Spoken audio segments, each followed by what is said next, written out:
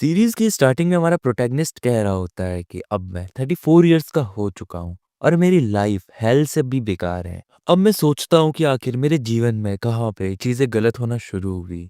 अगर मैं स्वॉर्ड को कुछ समय पहले सीख लेता तो शायद मैं अपनी बहन को अंपायर में भेजने से रोक सकता था। और अगर ऐसा होता तो मेरे अंदर का जो मॉन्स्टर है वो मॉन्स्टर भी शायद एग्जिस्ट नहीं करता। लेकिन अगर ऐसा होता तो मैं अपने मास्टर से भी नहीं मिल पाता। वो मास्टर जिन्होंने मेरे जीवन को बदल के रख दिया, जिन्होंने मुझे बहुत सारी चीजें सिखाई। जिस मोमेंट पे मैं अपने मास्टर के साथ था वो मोमेंट मेरी लाइफ के बेस्ट मोमेंट में से एक था। मास्टर हमेशा मेरे सेवियर रहे हैं। अगर मुझे पता होता कि ऐसा कुछ होने वाला है तो मैं मास्टर को बहुत अच्छे से ट्रीट करता। मैंने अपनी लाइफ में जो कुछ भी चाहा था वैसा कुछ भी नहीं हुआ। और फाइनली अब मैं यहाँ पर हूँ और हमारा प्रोटैगनिस्ट होता है एक बैटलफील्ड के अंदर जहाँ पे हमको चारों तरफ सिर्फ डेड बॉडीज दिखाई दे रही होती हैं। अब उतने में कोई हमारे प्रोटैगनिस्ट के पीछे आता है और ये एक बच्चा सा होता है जिसके हाथ में स्वॉर्ड होती है और उसे देखकर अपना प्रोटैगनिस्ट बोल रहा होता है कि कितना ज्यादा पिटीफुल है, क्या तुम इस स्टेट में भी स्वॉर्ड चला पाओगे। लेकिन स्टिल वो बच्चा अपने प्रोटैगनिस्ट से बोलता है कि तुमने मेरे फादर को मारा है। अपना प्रोटैगनिस्ट हंसते हुए बोलता है कि रियली, अब तो मुझे इस चीज का रिग्रेट भी नहीं हो रहा है। वो बंदा अपने प्रोटैगनिस्ट से बोलता है कि तुम एक मॉन्स्टर हो। हमारा प्रोटैगनिस्ट उसको बोलता है कि कुछ और बोलो, ये चीज तो मैंने हजारों लाखों बार सुन ली है। क्या तुम्हारे पास मुझे बोलने के लिए कुछ और नहीं है? मॉन्स्टर तो मुझे सभी लोग बोलते हैं, अब मुझे शब्द से फर्क भी नहीं पड़ता है। वही प्रोटैगनिस्ट की बॉडी में पेन और ज्यादा बढ़ते जा रहा होता है और वो बोल रहा होता है कि मेरी पूरी बॉडी में फील हो रहा है और ऐसा लग रहा है कि किसी भी वक्त मेरी बॉडी अपने प्राण को त्याग सकती है। प्रोटैगनिस्ट बच्चे को बता रहा होता है कि मैंने यहाँ के सारे लोगों को मार दिया। एंटायर टुल्कन एम्पायर को मैंने अपने हाथों से मारा है, एम्परर को मार दिया और साथ ही साथ पूरी इंपीरियल ब्लड लाइन को खत्म कर दिया। तो क्या इस सब के बाद मेरा मॉन्स्टर हो जाना बिल्कुल ऑब्वियस नहीं है? वो जो बच्चा होता है उसके हाथ में स्वॉर्ड होती है लेकिन वो बहुत ज्यादा कांपने लग गया होता है प्रोटैगनिस्ट की बात सुनकर और उसे डर लग रहा होता है। प्रोटैगनिस्ट बोलता है कि इसे डरता हुआ देखकर मुझे मेरा बचपन याद आ गया। और फिर वो अपने उस बच्चे से बोलता है कि हे बच्चे, आखिर तुम्हारा नाम क्या है? वो बच्चा बोलता है कि जैक, जैक स्टुअर्ट। प्रोटैगनिस्ट बोलता है कि कितना ज्यादा कोइंसिडेंस है, मेरा नाम भी यहाँ पे जैक है। और फिर वो बोलता है कि तो क्या मैंने तुम्हारे फादर को किल किया है? ऑनेस्टली मैंने बहुत सारे लोगों को मारा है, तो मुझे इवन पता भी नहीं है कि मैंने स्टुअर्ट नाम के किसी बंदे को मारा है। वो जो बच्चा होता है वो डरते हुए बोलता है कि ऑल दो वो एक अच्छे फादर नहीं थे लेकिन वो एक फादर थे जिनकी मुझे जरूरत थी। प्रोटैगनिस्ट बोलता है कि मैं तुम्हारे फादर को मारने के लिए तुमसे अपोलोजाइज नहीं करूंगा, इंस्टीड मैं तुम्हें एक चांस देता हूँ। तुम जो है तुम्हारे हाथ में स्वॉर्ड है उस स्वॉर्ड से मुझे मार डालो। ये शायद तुम्हारे लिए परफेक्ट अपॉर्चुनिटी है अपने फादर की डेथ को अवेंज करने के लिए और साथ ही साथ तुम मुझे मार डालोगे तो तुम्हारी लोग वर्शिप करेंगे कि तुमने उस मॉन्स्टर को मारा है। प्रोटैगनिस्ट अपने मन ही मन में बोल रहा होता है कि अगर मैं इस बारे में सोचूं भी तो मैं यहाँ से बहुत आसानी से बाहर निकल सकता हूँ। भले ही मेरे पैर टूटे हैं और भी बहुत सारे इंजरीज हैं लेकिन ये बड़ी आसानी से मैं हील कर सकता हूँ। लेकिन बात ये है कि मुझे अब ये करना ही नहीं है, मेरे अंदर जीने की बिल्कुल इच्छा ही नहीं बची है। और फिर वो उस बच्चे से कह रहा होता है कि तुम्हारे पास बहुत कम टाइम है, जल्दी मुझे मारो। और वो बच्चा स्वॉर्ड तो उठाता है लेकिन उससे अपने प्रोटैगनिस्ट को मारा ही नहीं गया होता है। और फिर उसके बाद प्रोटैगनिस्ट बोलता है कि रिजल्ट बहुत ज्यादा सिंपल है, ये बच्चा मुझे नहीं मार पाया लेकिन तुमने अच्छा किया। शायद तुम मुझे मारने के बाद पीसफुली नहीं रह पाते और हमेशा जरूरी नहीं है कि एक हीरो बनना ही ऑब्वियस चीज है। तुम्हारी रेस्ट ऑफ द लाइफ बची है, उसको बहुत अच्छे से एंजॉय करना। अपनी लाइफ में कोई भी रिग्रेट मत रखना मेरी तरह। जाओ बाहर जाके सबको बताना कि डीमन मर चुका है और जो वॉर है वो ओवर हो चुकी है। वो बच्चा एकदम रोते हुए अपने प्रोटैगनिस्ट को बोलता है कि इतनी ज्यादा पावर होने के बाद भी आखिर तुम ऐसे क्यों कर रहे हो? प्रोटैगनिस्ट बोलता है मुझे नहीं पता, शायद मुझे ये चीज पसंद है। और ऐसा ऐसा बोलते बोलते जो प्रोटैगनिस्ट होता है वो जमीन पे गिरने लग जाता है और बोलता है कि यही एंड है। मैं फील कर सकता हूँ फाइनली मेरी बॉडी से सेंसेशंस खत्म हो रही है, मैं डेथ की तरफ को जा रहा हूँ। मेरी आंखें धीरे धीरे बंद हो रही हैं, मैं चाह के भी उन्हें रोक नहीं पा रहा हूँ। मुझे सांस नहीं ली जा रही है, ये मेरी लाइफ का लास्ट मोमेंट है। और ऐसा ऐसा बोलते बोलते अपना प्रोटैगनिस्ट मरने लग जाता है और वो मरते मरते कह रहा होता है कि काश मैं इस ब्यूटीफुल एंडिंग को चेंज कर पाता, लेकिन ऐसा पॉसिबल बिल्कुल भी नहीं है। जैक यहाँ पे मरते मरते अपने पास्ट के बारे में सोच रहा होता है जिससे हमें उसके पास्ट की थोड़ी सी स्टोरी पता चलती है। हमें पता चलता है कि जो इसका फादर था वो इससे बिल्कुल भी पसंद नहीं करता था और हमेशा इसको बहुत ज्यादा बंदिशों में रखता था। उसकी मॉम बहुत पहले मर चुकी थी और इसने अपनी मॉम को सिर्फ पोर्ट्रेट्स में देखा है। उसकी बहन जिसकी ब्यूटी बहुत ज़्यादा क्रेज़ी थी, वो हमारे हाउसहोल्ड में ही नहीं बल्कि एंटायर कॉन्टिनेंट में बहुत ज़्यादा फ़ेमस थी। और जो उसके बाप का दूसरा बेटा था, वो बहुत ज़्यादा अपने जैक को बुली किया करता था। जैक बोलता है कि मुझे ये सब कुछ अभी भी याद है। वो बोलता है कि आगे जाके जब मैंने अपना नाम गिव अप कर दिया जैक वैलेंटियर, उसके बाद मैं एक स्वॉर्ड घोस्ट बन गया जो कि पूरे कॉन्टिनेंट में इधर-उधर घूमते रहता था। और उसके बाद से बहुत सारे इवेंट्स ऐसे होने लग गए जिनकी वजह से मैं इस एंडिंग पर पहुंचा। अब हमें उसकी लाइफ का ये हल्का-हल्का फ्लैशबैक मिलता ही है। उतने में वो देखता है कि वो एक बॉडी के अंदर आ चुका होता है और वो बोलता है कि क्या मैं सच में मर गया हूँ? क्या ये सब कहीं कोई फ्लैशबैक तो नहीं है? वो एक बच्चे की बॉडी के अंदर आ चुका होता है जो कि मोस्ट प्रोबेबली इसी की यंगर सेल्फ है। और फिर उसके बाद वो सोच रहा होता है कि मैंने जब सेकंड कॉन्टिनेंटल वॉर स्टार्ट करी थी तो उसमें मैं एक मर्सीलेस मॉन्स्टर था। मुझे उस वक्त पे रिवेंज चाहिए था और रिवेंज के पीछे भाग भाग के मैंने पूरे टुल्कन एम्पायर को डिस्ट्रॉय कर दिया जो कि इस समय पे वेस्टर्न कॉन्टिनेंट को डोमिनेट करता था। और उन सारे लोगों को मार दिया जिनके साथ टुल्कन एम्पायर का नाम जुड़ा हुआ था। और उसके बाद मेरे सारे के सारे गोल्स पूरे हो गए और उसके बाद मुझे कुछ नहीं चाहिए था, इसलिए मैंने विलिंगली अपनी डेथ को एक्सेप्ट कर लिया क्योंकि उसके बाद मेरे पास कोई भी रीजन नहीं था जीने के लिए। लेकिन आखिर अभी मैं किस सिचुएशन में आ चुका हूँ? मुझे नहीं लगता कि ये कोई ब्लैक मैजिक या फिर कोई इल्यूजन है। क्या मैं सच में पास्ट में वापस आ गया हूँ? आखिर ये कैसे पॉसिबल है? अब उसके तो हमें जैक के थ्रू उसकी फैमिली की पूरी हिस्ट्री पता चलती है। हमें पता चलता है कि ये मार्केस हाउस है वेलेंटियर फैमिली का जो कि एक बहुत ज़्यादा रियोन फैमिली है और ये फैमिली उन लॉयल फैक्शंस में से एक है जो कि किंग को सपोर्ट करती थी। बोलता है कि मैं इस फैमिली का थर्ड चाइल्ड था, द यंगेस्ट, और यंगेस्ट मेंबर होने के बावजूद भी मेरे पास मार्केस का टाइटल था। लेकिन मैं कभी भी हायर के टाइटल के लिए ग्रीडी नहीं हुआ। मेरे पास जो पोजीशन थी वो इनफ और उससे मैं अपनी पूरी जिंदगी कंफर्टेबली जी सकता था। लेकिन मार्केस हाउस में बिल्कुल एक्सेप्शन था, वहाँ कुछ और ही हुआ और वो क्या हुआ वो तो आगे पता चलेगा। अब उसके बाद प्रोटैगनिस्ट हमें बता रहा होता है कि ये रोज गार्डन है, वही रोज गार्डन जो कि स्टेट के सबसे कॉर्नर में है। ये दिखने में तो बहुत ज्यादा ब्यूटीफुल लगता है लेकिन ये सिर्फ एक इल्यूजन है।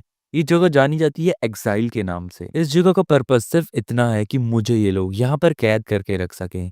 यहाँ पे कोई भी वर्सल या हाउस नहीं है जो कि मुझे सपोर्ट करे और आउटसाइड वर्ल्ड से मुझे जितना ज़्यादा काट के रखना चाहिए उतना ज़्यादा काट के रख सकें।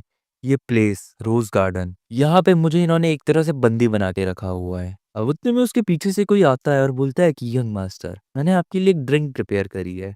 और हम देखते हैं कि वहाँ पे एक बंदा आता है और उसको देखकर जो अपना प्रोटैगनिस्ट होता है वो बोलता है कि ये मेरे बटलर के साथ साथ मेरा सर्वेंट भी है जो कि यहाँ पर मेरा ध्यान रखता है और पूरे मार्केस हाउस में सिर्फ एक यही है जो कि मेरे बारे में सोचता है। इसका नाम है रॉन। और जैक इसको मजाक मजाक में बोलता है कि हे रॉन, तुमने इसमें कोई पॉइजन तो नहीं मिलाया है ना? और रॉन बोलता है कि आखिर मैं क्यों मिलाऊंगा?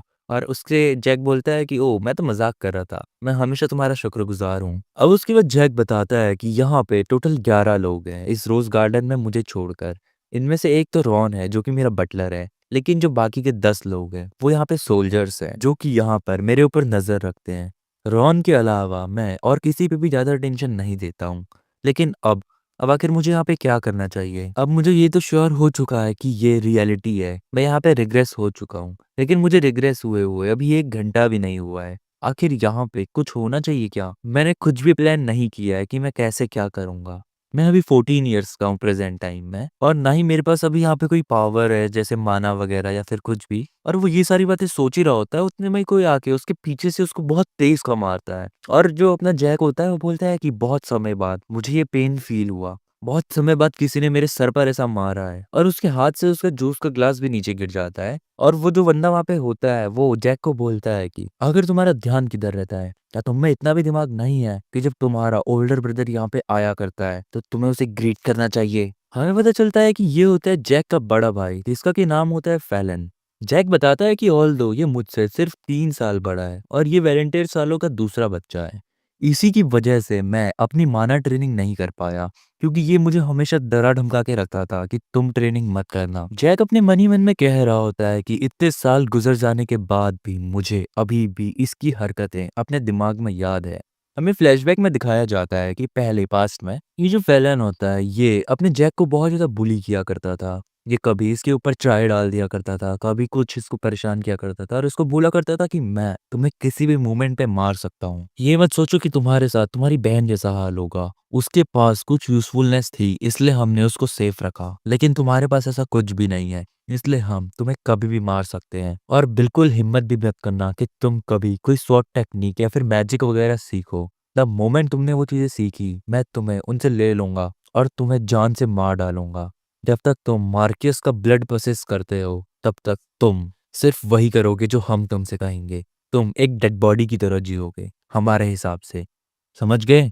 क्योंकि मैं यहाँ पे मार्कियस का अगला किंग बनने वाला हूँ, इसलिए तुम्हें मेरे अंडर में रहना पड़ेगा। और अपना जैक बोल रहा होता है कि उस समय पर मैं बहुत ज़्यादा वीक था। मुझे सच में नहीं पता रहता था कि मुझे आखिर क्या करना है। मेरी वीक पर्सनैलिटी की वजह से मुझे पूरे हाउसहोल्ड में बहुत ज़्यादा शेम मिलती थी और इसके साथ-साथ बाहरी दुनिया में तो मेरी और ज़्यादा हालत खराब थी और मैं सिर्फ नाम का थर्ड चाइल्ड था मार्कस फैमिली का, वरना इज़्ज़त तो मेरे को बिल्कुल भी नहीं मिलती थी। मुझे बहुत ज़्यादा बेकार ट्रीटमेंट मिला करता था और उनमें से जो सबसे ज़्यादा मुझे परेशान किया करता था, वो था ये सेकंड बच्चा फैलन। हमें पता चलता है कि ये लोग टोटल 3 बच्चे होते हैं, जिनमें से सबसे बड़ी इसकी बहन होती है और दूसरे नंबर पे ये फैलन होता है और तीसरे नंबर पे अपना जैक होता है। जैक बोलता है कि इस फैमिली में बचपन से किसी ने अगर मेरा ध्यान रखा तो वो सिर्फ मेरी बहन थी, मेरी बायोलॉजिकल सिस्टर, जो फैलन से सिर्फ 1 साल बड़ी थी और वो मेरे सामने थी। वो फैमिली की सक्सेसर नहीं बन सकी जस्ट बिकॉज़ क्योंकि वो एक लड़की थी। वो बहुत ज़्यादा ब्यूटीफुल थी और इसी के साथ-साथ पूरे कॉन्टिनेंट में उसके बारे में बहुत ज़्यादा बातें होती थी। लेकिन उसका फेट ऑलरेडी डिसाइडेड था शुरुआत से ही। उसको शुरुआत से ही हमारी फैमिली ने शादी करने के लिए रखा था, ताकि फादर जिस भी फैमिली में उसकी शादी कर सके, वहाँ से उनको पॉलिटिकली बेनिफिट हो। और हुआ भी बिल्कुल ऐसा ही। उसकी बहन को शादी करवा दी गई और वो सिर्फ फैमिली में बच्चे पैदा करने के लिए रह गई। कुछ ऐसे सर्कमस्टेंसेस हुए जिनको मैं रोक नहीं पाया और अपनी बहन को नहीं बचा पाया। और जो अभी सामने मेरे बंदा खड़ा है यानी कि फैलन, यही सबसे बड़ा रीज़न है जिसने वो सब करने की सोची। और उसके बाद वो बोलता है कि ये बास्टर्ड ये चाहता था कि बहन की शादी ड्यूक फैमिली में हो जाए, ताकि वहाँ से रॉयल्टी भी इसे मिलती रहे और साथ ही साथ इसके पास बहुत ज़्यादा प्रॉस्पेरिटी भी आए। ऑल्दो इसकी जितनी भी हरकतें हैं, मेरा मन है कि मैं इसको यहीं पे इसी मोमेंट पे मार डालूं। और अपना प्रोटैगनिस्ट बहुत गंदी तरीके से इसको घूर रहा होता है फैलन को, और फैलन अपना हाथ उठाते हुए उसकी तरफ को मारने के लिए आगे बढ़ाता है और बोलता है कि आखिर तू मुझे कैसे घूर रहा है। लेकिन उतने में जैक फैलन का हाथ पकड़ लेता है, जो देखकर फैलन के साथ साथ गार्ड्स भी काफी ज्यादा शॉक हो जाते हैं। और जो अपना जैक होता है वो बोलता है कि कुछ कर रहे हो क्या तुम। और फैलन उसको बोलता है कि आखिर तुमने मेरा हाथ कैसे ब्लॉक किया, क्या तुझे पता नहीं है तुझे इसकी क्या सजा मिलेगी। लेकिन उतनी हुई जैक उसको उठा के बहुत तेज का नीचे साइड में पटक देता है। फैरन उसको गुस्से में बोलता है कि तुझे पता नहीं है कि आखिर तू क्या कर रहा है। जो जैक होता है वो उसको बोलता है कि ओ तो क्या मुझे तुम्हारी हेल्प करनी चाहिए तुम्हें उठाने में। और ये जो फैलन होता है ये धीरे धीरे अपना माना चार्ज करने लग जाता है और अपनी स्वॉर्ड निकालने लग जाता है और बोलता है कि अब तुम्हें पता चलेगा कि आखिर तुमने क्या किया। गार्ड्स पीछे से बोल रहे होते हैं कि यहाँ पे शायद कुछ होने वाला है, क्या हमें इन्हें रोकना चाहिए। लेकिन दूसरा गार्ड बोलता है कि नहीं, खुद के हिसाब से कुछ भी मत करो, हमें ये करने के ऑर्डर्स नहीं है। वहीं जो जैक होता है वो गार्ड्स को देखकर बोल रहा होता है कि मैं एकदम सही था, वो हमें रोकने का ट्राई भी नहीं कर रहे हैं क्योंकि उन्हें लग रहा है कि ये सिचुएशन कोई जोक है। अब उतने में वहां पे बटलर आ जाता है और बोलता है कि सेकंड यंग लॉर्ड आपको ये सब नहीं करना चाहिए, रुक जाइए। लेकिन उतने में जो फैलन होता है वो बटलर को बहुत तेज का धक्का मार के साइड फेंक देता है। जो जैक होता है वो अपने मन ही मन में सोच रहा होता है कि क्या मैं इस बारे में चिंतित था। नहीं, जो रॉन है यानी कि बटलर वो एक ऐसा आदमी है जो अपने अंदर बहुत सारे सीक्रेट्स रखता है। फैलन फिर जैक को बोल रहा होता है कि मैं तुम्हें मार डालूंगा, तुम ऐसा कैसे कर सकते हो, तुम्हारी हिम्मत कैसे हुई। और जो जैक होता है वो उसको और ज्यादा ऐसे रेज बेट करने की कोशिश कर रहा होता है कि क्या तुम सिर्फ मुंह से बोल के लड़ोगे। जो सुनकर फैलन को और ज्यादा गुस्सा आ जाता है और जो जैक होता है वो अपने मन ही मन में बोल रहा होता है कि फाइनली अब मजे आने वाले हैं। इवन दो मैंने बिल्कुल भी ट्रेनिंग नहीं करी है और ना ही मेरे पास माना है, लेकिन मैं इतना तो कॉन्फिडेंट हूँ कि मैं इसको हरा दूंगा। और अब जब फैलन अपनी स्वॉर्ड निकाल के जैक के ऊपर अटैक करने ही वाला होता है, उतने में ही जो अपना जैक होता है वो बहुत तेज का पंच उसको मारता है और बोलता है कि ये एक थर्ड सर्कल माना यूजर है, लेकिन इसकी सिर्फ इतनी ही औकात है। और फिर जैक अपना हाथ उसकी फेस की तरफ को बढ़ाता हुआ बोलता है कि ये 1% भी नहीं होगा उसका जो ह्यूमिलेशन इसने मुझे दी है। अभी आगे मुझे इससे और भी ज्यादा बदला लेना है। और फिर जैक अपना हाथ से उसको एकदम मारते हुए सीधा बहुत पीछे जाके फेंकता है और जैक उसके पास आके बोलता है कि तुम अभी तक मरे तो नहीं ना। अगर नहीं मरे हो तो सुनो। उतने में ही अब गार्ड्स उस सिचुएशन में आने के लिए आगे बढ़ रहे होते हैं, लेकिन जैक उन्हें रोकता है और बोलता है कि तुम लोग वहीं पर रुक जाओ। अगर तुम चाहते हो कि मैं तुम्हारा भी ये हाल ना करूं तो वहीं पे रुक जाओ। और फिर वो गार्ड्स वहां पे रुक जाते हैं। और फिर जैक अपने भाई को उसके बालों से पकड़ता हुआ घसीटते हुए लाता है और बोलता है कि शायद तुम्हें अपना कुछ वेट कम कर लेना चाहिए, तुम बहुत ज्यादा हैवी हो। और जो फैलन होता है उसकी हालत तो एकदम खराब हो चुकी होती है, और वो उसको घसीटता हुआ एक पॉन्ड के पास ले आता है और बोलता है कि तुम्हारा दिमाग बहुत ज्यादा गर्म हो चुका है, तो मुझे क्या तुम्हारा दिमाग थोड़ा सा ठंडा कर लेना चाहिए। और फिर उसके बाद उसका सर पकड़ के उसका सर पानी में डाल देता है और बोलता है कि क्या हुआ, क्या अब तुम्हें अपनी माना पावर यूज नहीं करनी है, क्या अब तुम अपनी माना पावर यूज करना भूल गए हो। और जैक अपने मन ही मन में बोल रहा होता है कि इसकी वजह से बहुत सारे इवेंट्स ऐसे हुए हैं जो कि नहीं होने चाहिए थे। वो बोलता है कि जब उसने हमारी बहन की शादी अंपायर में कर दी, उसके बाद इसने हमारे फादर का भी असैसिनेशन कर दिया और उन्हें पॉइजन दे दिया, और उसके बाद ये खुद फैमिली का मार्केस बन गया और इसने सारी के सारी काइंड ऑफ एट्रोसिटीज करी जो कि ये कर सकता था, और इसने अंपायर की रेड मार के रख दी। और इसका रिजल्ट जो होना चाहिए था वही हुआ। मार्केस फैमिली की इमेज बहुत ज्यादा खराब हो गई और वो कुछ भी नहीं कर पाई और बहुत जल्दी डिसअपियर हो गई। मुझे बिल्कुल भी परवाह नहीं है कि इसको मुझे अवेंज करना है फादर के लिए या फिर मार्केस हाउस के लिए, लेकिन मुझे सबसे ज्यादा गुस्सा इस बात पे आ रहा है कि इसने मेरी बहन का सेक्रीफाइस किया और बहन को सेक्रीफाइस करने के बाद जो चांस मिला उसको भी गवा दिया। वो बोलता है कि उसकी सिस्टर बहुत ज्यादा स्मार्ट वुमेन थी और बहुत ज्यादा रिफाइंड नेचर की थी। पता नहीं अंपायर में उसने अपनी जिंदगी कैसे गुजारी होगी, मैं ये चीज सोच भी नहीं सकता हूँ। इसकी बहन का नाम होता है एलिजाबेथ, और ये हमें बताता है कि एलिजाबेथ की शादी के बाद उसे पता भी नहीं था कि वो किन ज्यादा सर्कमस्टेंसेस में फंसने वाली है।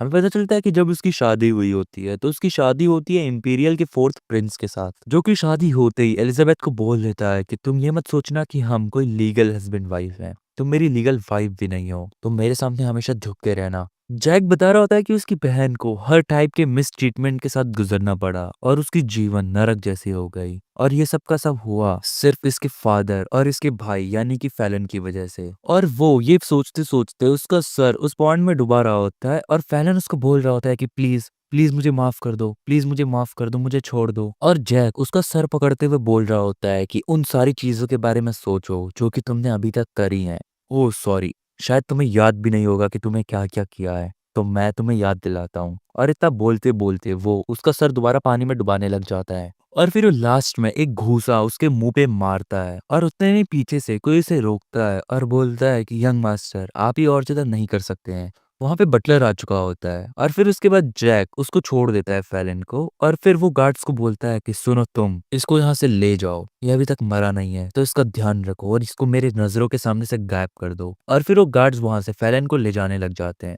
और वहीं जो बटलर होता है वो जैक के पास आता है, लेकिन वो जैक को कुछ बोलता नहीं है। और लास्ट में जैक हमें बताता है कि उसने अभी फैलन के साथ जो कुछ भी किया वो बहुत इंस्टेंटली पूरे फैमिली में फैल गया, और ऑब्वियसली पूरी फैमिली का दिमाग फिर गया कि आखिर जैक ने क्या किया, अचानक से जैक इतना बदल कैसे गया। अब उसके बाद हमें पता चलता है कि जब से जैक की फैलन के साथ फाइट हुई थी उस दिन के बाद से फैलन काफी ज्यादा डर चुका था, और वो फैलन जो कि फैमिली का अगला हायर बनने वाला था वो अब बहुत दिनों से बेड पे पड़ा है। उसका सर जैक ने फोड़ दिया था, और साथ ही साथ अब फैलन के मन में पानी को लेकर एक अलग ही डर पैदा हो चुका है, पर वो बिल्कुल बेड से उठ भी नहीं रहा है। अब उसके बाद हम देखते हैं कि जो जैक होता है वो बैठकर खाना खा रहा होता है और बटलर भी वहीं पे होता है, और जैक हमें बताता है कि फैलन वाले इंसिडेंट के बाद से पूरे मार्केस हाउस में ये रूमर्स फैलने लग गए हैं कि फैलन एक जीनियस था जो कि थर्ड सर्कल मैजिक को जानता था, लेकिन उसके बावजूद भी जो फैमिली का यंगेस्ट है उसने कैसे इसे बीट कर दिया। जैक को तो ना ही मार्शल आर्ट्स आती है ना ही कोई मैजिक आता है, तो क्या वो अभी तक अपनी कोई स्ट्रेंथ को हाइड किए हुए था,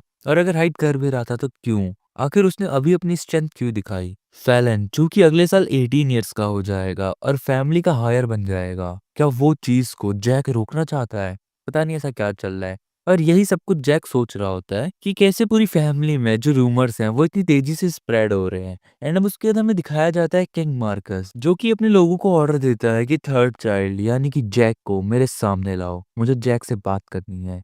एंड अब उसके बाद हम देखते हैं कि जैक जहाँ पे खाना खा रहा होता है उतने में ही कुछ लोग वहाँ पे आते हैं और बटलर को बोलते हैं कि यंग मास्टर को उन्होंने बुलाया है, और बटलर यही बात जैक को बताता है कि तुम्हें मेन बिल्डिंग में समन किया गया है लॉर्ड के द्वारा। और फिर उसके जैक वहां से उठने लग जाता है और जाने लग जाता है। अब वो जैसे मेन बिल्डिंग के गेट पर पहुंच जाता है उतने में गार्ड्स उसे रोक देते हैं और उसका रास्ता ब्लॉक कर देते हैं। जैक बोलता है कि मुझे अंदर जाना है, लेकिन गार्ड्स कुछ भी रिएक्ट नहीं करते हैं और जैक बोल रहा होता है कि ये मुझे ऐसे ट्रीट कर रहे हैं जैसे मैं यहाँ पे इनविजिबल हूँ। वो एक दो गार्ड से बहुत बोलता है कि भाई गेट खोल दो वरना तुम्हारे लिए अच्छा नहीं रहेगा, लेकिन गार्ड उसको कुछ भी नहीं कह रहे होते हैं और सिर्फ उसे घूरे जा रहे होते हैं। और जैक बोलता है कि अभी मैं इन्हें कुछ कर नहीं सकता हूँ, अगर पास्ट लाइफ वाला मैं होता तो अभी तक शायद इन्हें मार चुका होता। और अब जैक एक बार अच्छे से फिर से इन्हें बोलता है कि दरवाजा खोल दो, और जब गार्ड नहीं सुनते हैं तो जैक एक बहुत तेज की लात उसके पेट पर मारता है और उसको बोलता है गार्ड को कि मैंने तुमसे 2 बार पूछा लेकिन फिर भी तुमने दरवाजा नहीं खोला, आगे से मेरे साथ ऐसा बिल्कुल भी मत होने देना। जैक अपने मन ही मन में कह रहा होता है कि मैं समझ रहा हूँ सब, ये सब किंग की चाल है, वो चाहता है कि मुझे जानबूझ के ह्यूमिलेटिंग फील करवाएं। और फिर जैक बिना अंदर जाए वहां से वापस लौटने लग जाता है और बोलता है कि ठीक है, मैं यहाँ रुकने के लायक नहीं हूँ। गार्ड उसको बोलता है कि हे लॉर्ड, आखिर तुम कहाँ जा रहे हो? जैक बोलता है कि मेरी मर्जी में जहां भी जाऊं, आखिर तुम्हें क्या? अपने राजा को बोल देना कि अगर उसे कोई जरूरी बात करनी है मुझसे तो मुझे समन करने की जगह खुद मुझसे आके मिले। और फिर उसके बाद जैक वहां से चला जाता है। अब उसके बाद जब अंदर राजा को पता चलता है कि जैक वहां से चला गया है तो वो बोल रहा होता है कि ये जो यंगेस्ट है यानी कि जैक है ये सच में बहुत ज्यादा बदल चुका है। अब उसके बाद हम देखते हैं कि जो जैक होता है वो बाहर में बैठ के सोच रहा होता है कि वो शायद अब यहाँ आने वाला होगा, और अब हम देखते हैं कि जो उसका फादर होता है वो उस जगह पर आ चुका होता है और उसको देखकर जैक कह रहा होता है कि इसकी शक्ल पे अभी भी वही मनुष्यत है। मुझे अभी भी याद है कि पिछली लाइफ में इसने मेरे साथ क्या क्या किया था और मैं वो कुछ भी नहीं भूला हूँ। जब मैं अपनी पिछली लाइफ में घर से भागने का ट्राई कर रहा था तब इसने मुझे मारने का ट्राई किया। ये आदमी सच में बहुत ज्यादा ग्रीडी आदमी है और ये अपनी पावर के लिए कुछ भी कर सकता है, लेकिन इसके अंदर उस पावर को कंट्रोल करने की एबिलिटी नहीं है।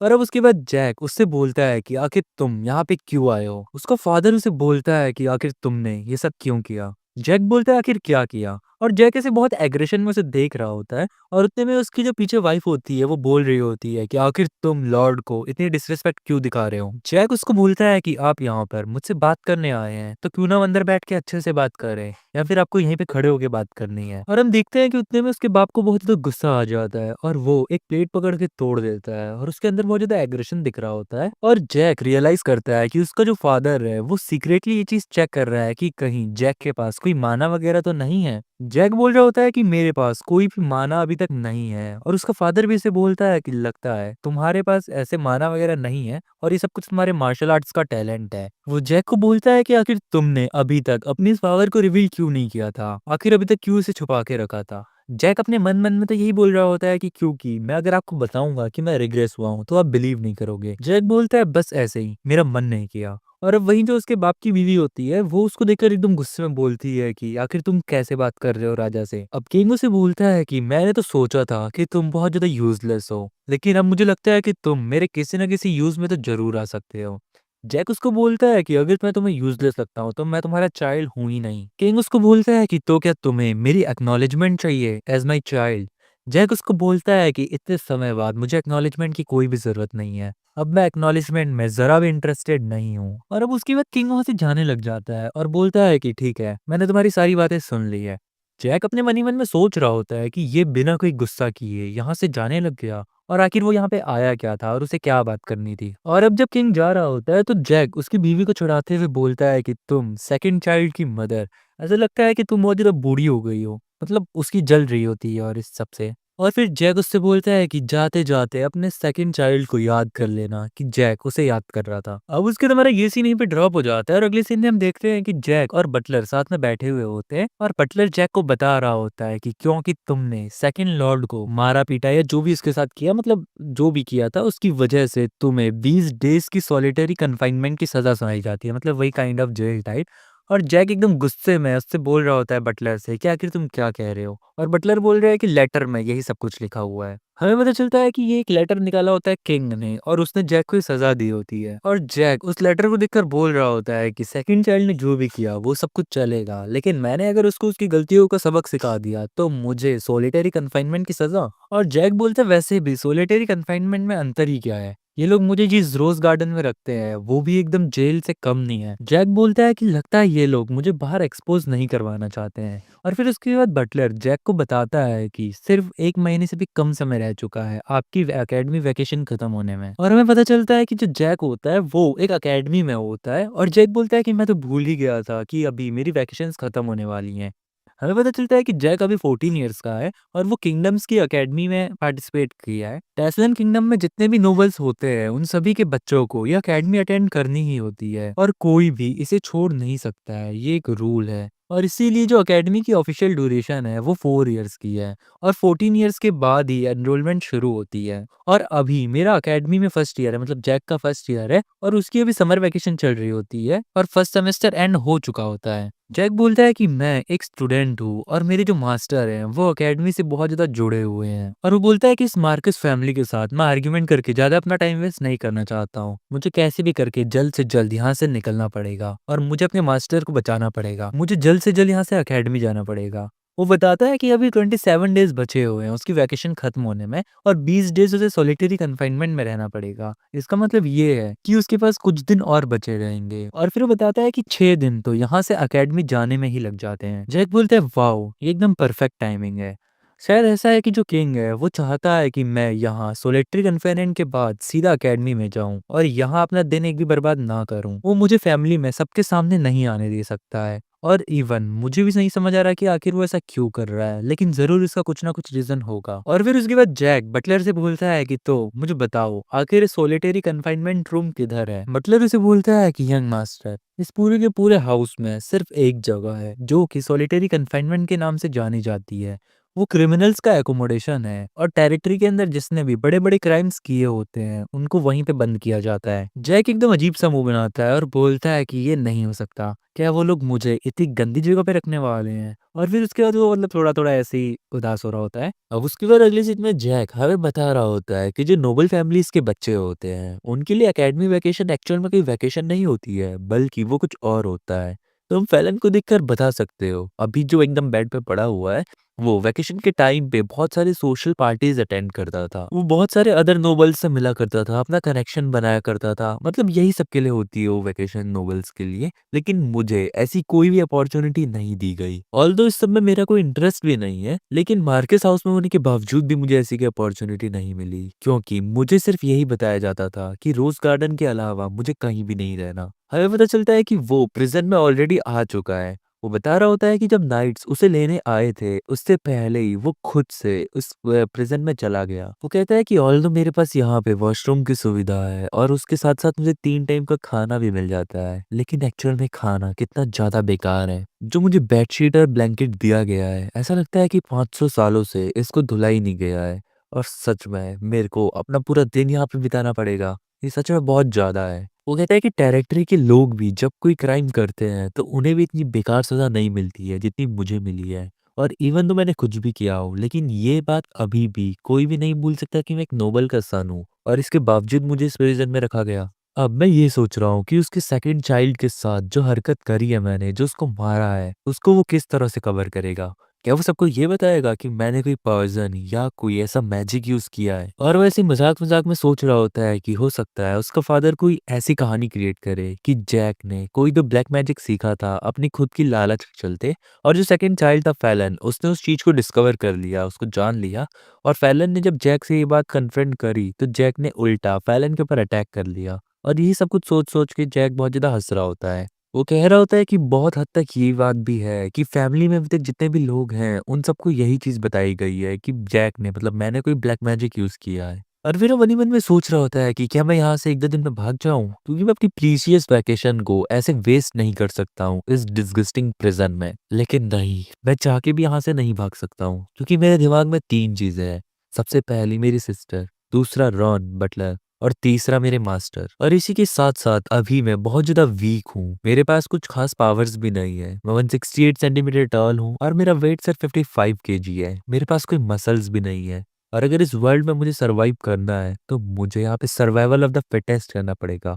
सबसे ज़्यादा स्ट्रॉन्ग बनना पड़ेगा। इस कॉन्टिनेंट में वीक लोग फर्टिलाइज़र्स के समान होते हैं। मैं तभी सर्वाइव कर पाऊँगा, तब मैं स्ट्रॉन्ग बन पाऊँगा और इसके लिए मुझे कुछ ना कुछ प्लान्स बनाने पड़ेंगे। वो कहता है कि यहाँ पे बहुत सारे लोग हैं जिनसे मुझे अभी बदला लेना है और ये बदला लेने के लिए मुझे बहुत सारी चीज़ें यहाँ पे करनी पड़ेगी। और अभी सबसे इम्पोर्टेंटली मेरे सामने 2 चीज़ें हैं। मुझे टाइम और पावर दोनों चाहिए और मेरी दोनों दिक्कतें सॉल्व होंगी अकेडमी जाकर। मुझे टाइम मिल जाएगा ताकि मैं अपनी पावर्स को और ज़्यादा इंक्रीज़ कर सकूँ और फिर उसके बाद मैं नेचुरली अपनी पावर को रिगेन करूँगा, जैसे मैंने अपनी पास्ट लाइफ़ में किया था। और अगर मैं अपनी पावर को रिगेन कर लिया, देन उसके बाद मैं अपनी मास्टर, अपने सिस्टर और रॉन बटलर को प्रोटेक्ट कर पाऊँगा। ऑल्दो मुझे पावर्स वगैरह ये सब कुछ बिल्कुल भी पसंद नहीं है अब, लेकिन उसके बावजूद भी मुझे इसकी ज़रूरत है। अब उसके बाद वो हमें बताता है कि माना बेसिकली क्या होता है। वो बोलता है कि एक माना यूज़र 10 रैंक्स में बँटा हुआ होता है। जो फर्स्ट से लेकर थर्ड तक सर्कल यूज़र्स हैं, वो बिगिनर्स होते हैं। 4th टू 6 वाले सर्कल यूज़र्स एक्सपर्ट्स होते हैं और जो 7th से 9th तक होते हैं, उनको हाई सर्कल माना यूज़र्स कहा जाता है। और जो 10th पर होते हैं, उन्हें मास्टर कहा जाता है और इसलिए वो लोग सुपर ह्यूमन्स भी जाने जाते हैं। और हमें पता चलता है कि अभी-अभी वही जो जैक होता है, वो फर्स्ट सर्कल माना यूज़र बन चुका होता है। वो बोलता है कि अगर मैं इन लोगों से दूर चला जाऊँ, तो मैं अच्छे से अपनी मानस को प्रैक्टिस कर पाऊँगा। वो कहता है कि मुझे सिर्फ़ 2 घंटे लगे अपने आप को फर्स्ट सर्कल माना यूज़र बनाने में, तो ऑफ़ कोर्स अगर मुझे ज़्यादा टाइम मिलेगा, तो मैं बहुत ज़्यादा स्ट्रॉन्ग बन जाऊँगा।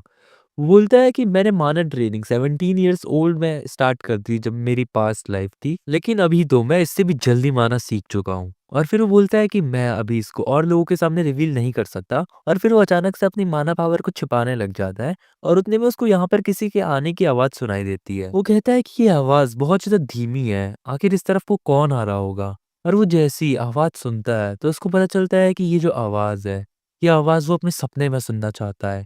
ये आवाज़ वो है जो उसको पास्ट मेमोरीज़ में बहुत ज़्यादा याद आती है। ये उसकी बहन होती है एलिज़ाबेथ। एलिज़ाबेथ उससे बोलती है कि जैकी, क्या तुम्हें कोई चोट तो नहीं लगी? क्या तुम ठीक हो? और जैक उसको देखकर बहुत ज़्यादा इमोशनल हो रहा होता है क्योंकि पास्ट लाइफ़ में तो उसकी बहन के साथ वो सब कुछ हो चुका होता है। तो अभी जैक बताता है कि उसकी बहन बहुत ज़्यादा काइंड और बहुत ज़्यादा ब्यूटीफुल है। अपनी बहन के मुँह से जैकी नाम सुनकर जैक बोल रहा होता है कि ये वो निकनेम है जो कि मैंने बहुत बरसों से नहीं सुना। और फिर उसके बाद एलिज़ाबेथ जैक को बोलती है कि आखिर तुमने ब्लैक मैजिक क्यों यूज़ किया? मैंने तुमसे कहा था कि जब भी तुम्हें मैजिक की ज़रूरत होगी तो मैं तुम्हें मैजिक सिखाऊँगी। आखिर तुम अकेडमी में और ज़्यादा टाइम क्यों नहीं रुके? आखिर तुम इस घर में वापस क्यों आए? और यही सब बोलते-बोलते वो जैक को बोल रही होती है और जैक ये सुनकर काफ़ी ज़्यादा इमोशनल हो रहा होता है और मतलब कुछ और ही सोच रहा होता है। एलिज़ाबेथ बोलती है कि क्या तुम मेरी बात सुन भी रहे हो?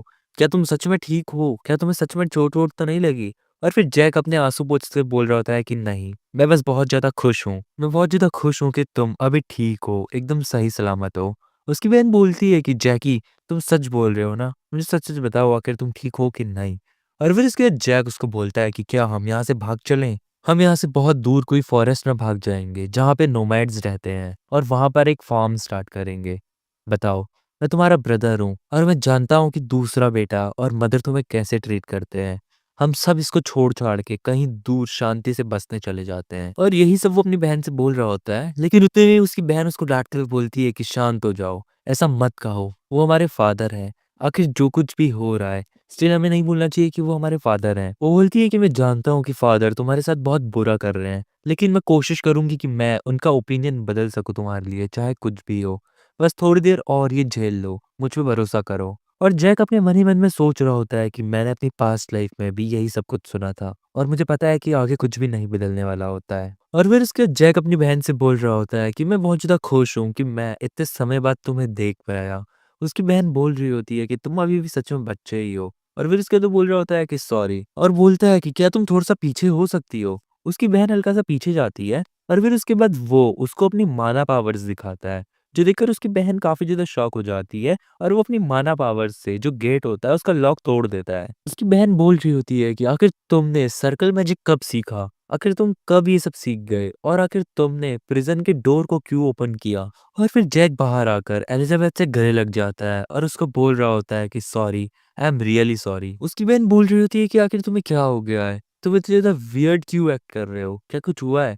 लेकिन जैक कुछ भी नहीं बोलता है और उससे सिर्फ बोलता है कि इस बार मैं बहुत ज़्यादा अलग बनूँगा। मैं इस बार चीज़ें बदल दूँगा और बहुत सारी चीज़ें बदलने वाला हूँ। तुम्हें अब बिल्कुल भी टेंशन लेने की ज़रूरत नहीं है। अब तुम्हें कोई भी सैक्रिफ़ाइस करने का ज़रूरत नहीं पड़ेगा, एक बार भी नहीं।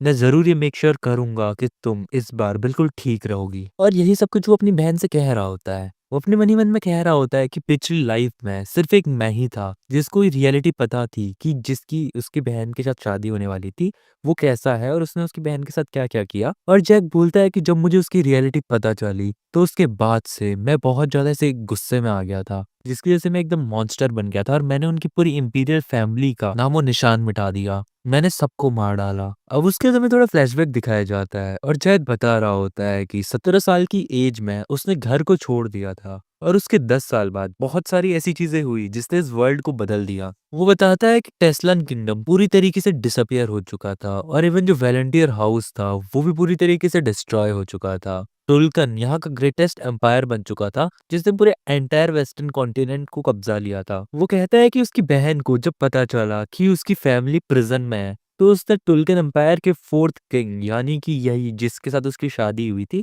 उससे रिक्वेस्ट करी कि प्लीज उसकी फैमिली को छोड़ दो, लेकिन उसने एलिजाबेथ की एक भी नहीं सुनी और हमेशा उससे यही कहता था कि तुम मेरी लीगल वाइफ भी नहीं हो और उसे हमेशा मारा पीटा करता था, बहुत बुरा व्यवहार करता था। वो कहता है कि मेरी सिस्टर ने बहुत ट्राई किया कि वो अपनी फैमिली को बचा सके।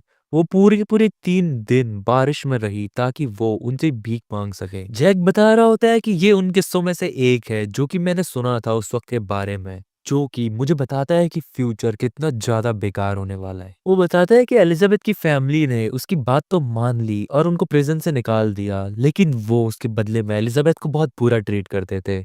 वो उसे एकदम स्लेव बना के रखते थे। इवन इंपीरियल के जो बाकी के प्रिंस थे वो लोग भी उसकी सिस्टर को एक टॉय की तरह, एक स्लेव की तरह यूज करते थे। ऐसी सिचुएशन में वहां पे कोई भी नहीं था जो कि उसकी सिस्टर की हेल्प कर पाता। और कुछ समय बाद जब फोर्थ प्रिंस एलिजाबेथ से बोर हो गया तो उसने उसे अबेंडन कर दिया और फिर उसके बाद उसे हाउस में इम्प्रिजन करके रख दिया, जेल में डाल दिया। और इसी के बाद से जो मार्केस हाउस था उसको भी डिस्ट्रॉय कर दिया गया। और जैक बताता है कि जब से मुझे इस बारे में पता चला और मैंने ये चीज सुनी उसी के बाद से मैं मॉन्स्टर बन गया था।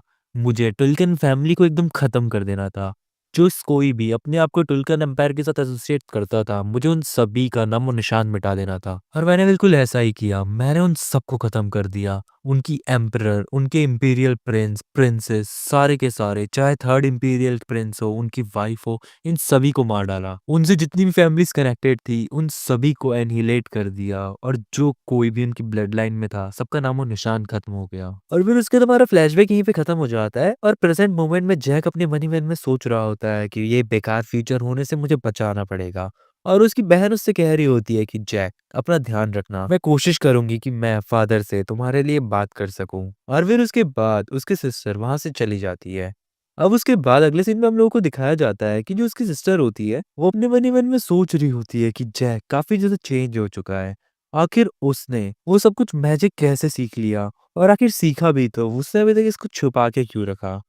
क्या वो सच में जैक ठीक है? वो कहती है कि बात रही अगर ब्लैक मैजिक की जो कि पूरी फैमिली में बात फैली हुई है, तो जहां तक मुझे लगता है मैं एक सिक्स सर्कल माना यूजर हूँ और मैं भी उसको कोई ट्रेस ऑफ मैजिक डिटेक्ट नहीं कर पाई, तो फादर ने भी क्या ही मैजिक डिटेक्ट किया होगा। तो ऐसा लगता है कि ये सिर्फ मार्कियस में एक फैली हुई अफवाह है, ऐसा कुछ भी नहीं है। और अब उसके अगले सीन में वो अपने फादर से बात करने में आई होती है और बोलती है कि जैक को प्रिजन से बाहर निकालिए। उसका बाप बोलता है कि क्यों? वो बोलती है कि क्योंकि जैक ने कोई भी ब्लैक मैजिक नहीं सीखा है। वो कहती है कि पहली चीज तो ये कि कोई भी ब्लैक मैजिक सीखने वाला इंसान ब्लैक मैजिक को पास ऑन करके सीखता है, मतलब उसके जो पूर्वज या एंसेस्टर्स होंगे वो आगे फैलाते रहेंगे ऐसे करके। और जैक तो एक बच्चा है तो ये पॉसिबल है ही नहीं कि जैक कोई ब्लैक मैजिक वगैरह सीखे। और दूसरी चीज ये कि जहां तक मुझे लगता है वो ये है कि आप लोग कुछ ना कुछ छिपाना चाह रहे हैं, आप पब्लिक में ट्रू रीजन नहीं बताना चाह रहे हैं। वो बोलती है कि आप ऑलरेडी ये चीज भी जानते हैं कि जैक को मार्केस हाउस में कोई भी पोजीशन लेने में बिल्कुल भी इंटरेस्ट नहीं है।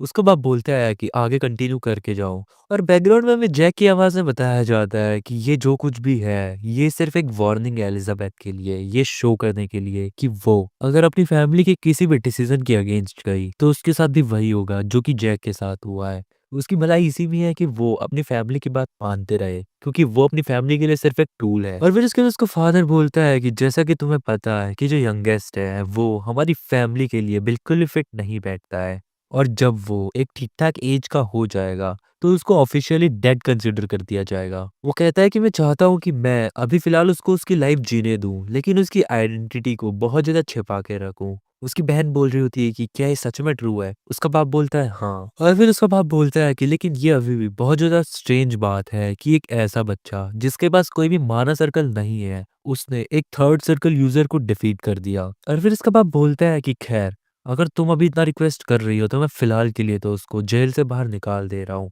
और फिर उसके बाद उसकी बहन थैंक यू बोलती है। और जब एलिज़ाबेथ वहाँ से बाहर आ जाती है तो वो बाहर आके यही सोच रही होती है कि जैक ने उससे कहा था कि हमें यहाँ से भाग जाना चाहिए। और वही सब बोल के सोच रही होती है कि जैक एकदम इम्पॉसिबल है। हम यहाँ से बिल्कुल भी नहीं भाग सकते हैं। हमारा जो फ्यूचर है वो ऑलरेडी डिसाइडेड है। हमें इन लोगों को सर्व करना है। अगले सीन में हमें दिखाया जाता है कि जो जैक होता है वो नींद से उठता है और वो बोल रहा होता है कि लास्ट नाइट सच में बहुत ज़्यादा बेकार थी। ऐसा लगता है कि मुझे बहुत बुरे सपने आए और क्योंकि एक तो ये जगह भी बहुत ज़्यादा बेकार है, वही सब कुछ सोच ही रहा होता है उतने वहाँ पे एक सोल्जर आता है और सोल्जर उसे बोलता है कि क्या तुम मुझे सुन सकते हो? तुम्हें यहाँ से बाहर निकाला जा रहा है। जैक अपने मन ही मन में सोच रहा होता है कि ये मुझे कितना ज़्यादा बेकार तरीके से बोल रहा है। शायद ये भूल रहा है कि मैं अभी भी एक नोबल हूँ। और फिर वो उसके बाद उस सोल्जर से बोलता है कि तुम मेरे क्लोथ्स और शूज़ ले आए, शुक्रिया। और वो सोल्जर अभी बहुत गंदी तरीके से उसे बोलता है कि चुप रहो। और अब जैक बहुत बुरी तरीके से उसे देख रहा होता है और अपने मन ही मन में बोल रहा होता है कि मैं थोड़ा बहुत तो ठीक है, लेकिन ये कुछ ज़्यादा ही बदतमीज़ी से बात नहीं कर रहा है। ये सिर्फ़ एक सोल्जर है और मैं मार्केस हाउस का थर्ड यंग लॉर्ड हूँ। और फिर उसके बाद वो सोल्जर उसको बोलता है कि तुम ऐसे मुझे घूर क्यों रहे हो? और अब तभी जैक एकदम गुस्से में उससे बोलता है कि तुम्हें क्या लगता है, मैं तुम्हारा कोई दोस्त हूँ? और अब सोल्जर की थोड़ी फटती है और फिर उसके बाद वो उससे बोलता है कि नहीं लॉर्ड, ऐसा कुछ भी नहीं है। और जैक अपने हाथ में थोड़ा-सा मैजिक इकट्ठा माना पावर इकट्ठा करते हुए उससे बोलता है कि अगली बार से मुझसे थोड़ा सोच समझ के बात करना और एक बहुत तेज का पंच उसके मुँह में रख देता है। अब उसके बाद हम देख रहे होते हैं कि जो जैक होता है वो वहाँ से रिलीज़ हो चुका होता है और तभी उसके पास रॉन आता है और रॉन उसको बोलता है कि आप वापस आ गए। क्या आपको कहीं पे चोट तो नहीं लगी? क्या आप ठीक हैं? और जैक उसको बोलता है कि हाँ, मैं एकदम कंप्लीटली ठीक हूँ। और अब तभी अचानक से जैक उसके कपड़ों पर ब्लड के निशान देखता है। वो ब्लड के निशान तो वही होते हैं जब उसने उस सोल्जर को मारा होता है और रॉन उसे बोलता है कि यंग मास्टर, आखिर आपके साथ क्या हुआ? क्या आपके किसी के साथ फाइट हुई? और जैक उसको बोलता है कि ये सारी बातें छोड़ो और जैक उसको पूछता है कि आखिर यहाँ पे और लोग क्यों नहीं दिख रहे हैं? रॉन उसे बताता है कि यहाँ पे बाकी के लोग भी हैं, 10 फुट सोल्जर्स और उसके साथ-साथ एक आयरन ब्लड नाइट हमें यहाँ पे असाइन किया गया है। जैक उसको बोलता है कि ये आयरन ब्लड नाइट ये वही उस ऑर्डर का नाइट है ना? रॉन उसको बताता है कि हाँ, तूने बिल्कुल सही कहा। और जैक उसको देखकर अपने मन ही मन में सोच रहा होता है कि जो ड्रीम इसके मन में होंगे जब ये नाइट बना होगा, इसके जो प्लान्स होंगे वो प्लान्स तो इसके फुलफिल नहीं हो रहे हैं, तो इसको मेरे बारे में तो क्या ही चिंता होगी। मुझे नहीं लगता है कि ये मेरा ध्यान रखना चाहता भी है। ये सच में उसके लिए काफ़ी बुरी चीज़ है। और अब वो जो नाइट होता है उसको किसी ने बताया होता है किसी सोल्जर ने कि जैक ने अभी-अभी प्रिज़न में क्या किया, एक सोल्जर्स को मारा और जिससे जैक की नहीं जैक सॉरी उस नाइट की भी थोड़ी-थोड़ी फटती है। और अब वो नाइट जैक के पास आता है और उसको बोलता है कि यंग लॉर्ड, अगर आप बुरा ना माने तो क्या आप मुझे बता सकते हैं कि प्रिज़न में क्या हुआ? वो अपने मन ही मन में सोच रहा होता है जैक कि मैंने जितना सोचा था ये तो उससे कहीं ज़्यादा पोलाइट है। नाइट उसको बोलता है कि मुझे अभी भी पता चल रहा है कि आपने प्रिज़न में क्या किया है। उस गार्ड के फिंगर और साथ ही साथ उसकी राइट आई कंप्लीटली डैमेज है। ये सुनते ही रॉन एकदम शॉक हो जाता है और बोलता है कि आखिर तुम क्या कह रहे हो? क्या यंग मास्टर ने ये सब कुछ किया है? वो नाइट एकदम डरते-डरते जैक से बोल रहा होता है कि ऑल्दो मुझे ये राइट भी है कि मैं जानूँ कि आपने ये सब कुछ क्यों किया। और अब उतने में ही वो जो जैक होता है वो गुस्से में बोलता है कि क्या? क्या तुम सच में मेरे सामने ऐसा वर्ड यूज़ करोगे कि तुम्हें राइट है? क्या तुम इस सिचुएशन में यही सब करोगे? और जैक एकदम उसको घूर रहा होता है और अपने मन ही मन में सोच रहा होता है कि इसको देखकर ऐसा लग रहा है कि ये एक फोर्थ सर्कल मारा यूज़र है। वो बोलता है कि मुझे लगता है कि इसको यहाँ पे इसीलिए भेजा है ताकि ये मुझे कंट्रोल कर पाए। और फिर जैक उस नाइट को बोलता है कि उस कुत्ते को पता होना चाहिए कि उसकी क्या जगह है। जो नाइट होता है वो बोलता है कि आपके वर्ड्स बहुत ज़्यादा हार्श हैं। आप उसको एक डॉग कह रहे हैं। जैक बोलता है कि आखिर इसमें क्या गलत है? मैंने कुछ भी गलत नहीं कहा और तुम्हारा काम ये है कि तुम यहाँ पे रहो और देखभाल करो, तो तुम वही करो। ज़्यादा अपने आप को हीरो मत समझो। तुम्हें जो ऑर्डर दिया गया वही चीज़ करो और आगे से मेरे बारे में फालतू बकवास करने की कोई भी ज़रूरत नहीं है, समझ गए? वरना इसका अंजाम तुम्हें ही भुगतने को मिलेगा। और फिर वो नाइट एकदम डरता-डरता उससे बोल रहा होता है कि हाँ, मैं आगे से बिल्कुल भी गलती नहीं करूँगा। जैक उसको बोलता है कि चलो फिर मुझसे अपोलोजाइज़ करो और फिर वो नाइट अपने जैक से अपोलोजाइज़ करता है। फिर जैक अपने मन ही मन में बोल रहा होता है कि चलो एटलीस्ट ये बात तो अच्छी है कि ये नाइट को बोलना आता है प्रॉपर्ली तमीज़ के साथ। और फिर उसके बाद जैक वहाँ से जाने लग जाता है और बोलता है कि मुझे ज़्यादा बातें करना पसंद नहीं है। तुम इस मैटर को खुद से सेटल कर लो और मुझे रिपोर्ट दे देना कि आखिर क्या हुआ। और फिर जाते-जाते वो उससे ऐसा भी बोलता है कि अगर तुम्हें मेरे किसी एक्शन से दिक्कत है, तो तुम मार्केस हाउस में मेरी कंप्लेंट भी कर सकते हो। मुझे ज़रा भी कद्दू फ़र्क नहीं पड़ता। और फिर जैक उससे थोड़ा मज़ाक-मज़ाक में बोलता है कि मैं बहुत ज़्यादा लेज़ी हूँ कि मैं तुम्हारा नाम बोलूँ, इसलिए मैं तुम्हें आगे से चिक कहूँगा। अगर तुम कभी भी ये नाम सुनते हो, तो दौड़े-दौड़े मेरे पास आना। और फिर उसके बाद वो रॉन से कहता है कि चलो रॉन यहाँ से। और जो ये नाइट होता है काफ़ी ज़्यादा ऐसे एम्बैरेस हो चुका होता है और बोलता है कि क्या? चिक? आखिर ये कैसा नाम है? अब उसके बाद जैक रॉन से बोलता है कि रॉन मुझे बहुत ज़्यादा भूख लग रही है, कुछ खाना खाना है। रॉन उसको बोलता है कि ओके यंग मास्टर, मैं आपके लिए बहुत जल्दी से कोई डाइट प्रिपेयर करवा देता हूँ। और हम देखते हैं कि उसने उसके लिए अच्छा खासा खाना प्रिपेयर करवा दिया होता है और जैक बड़ी डिलीशियसली उस खाने को खा रहा होता है। जैक बोलता है कि रॉन तुम्हारी जो कुकिंग स्किल्स है वो तो सच में बहुत ज़्यादा टॉप नॉच है। इवन तुम बहुत अच्छा खाना बनाते हो। रॉन उसको एकदम देख रहा होता है और जैक उसको बोलता है कि अगर तुम्हें कुछ कहना है, तुम कुछ कहना चाहते हो तो कह सकते हो, मुझे ऐसे घूरना बंद करो। रॉन बोलता है कि नहीं, ऐसा कुछ भी नहीं है। और फिर उसके बाद जैक उससे बोलता है कि क्या तुम भी भूखे हो? यहाँ पे बहुत सारा खाना है, तो चलो हम लोग साथ में खाना खाते हैं। आखिर तुम ऐसे अलग क्यों हो? रॉन उसको बोलता है कि नहीं, आखिर मैं ऐसे कैसे कर सकता हूँ? मैं आखिर आपके साथ बैठ के कैसे खाना खा सकता हूँ?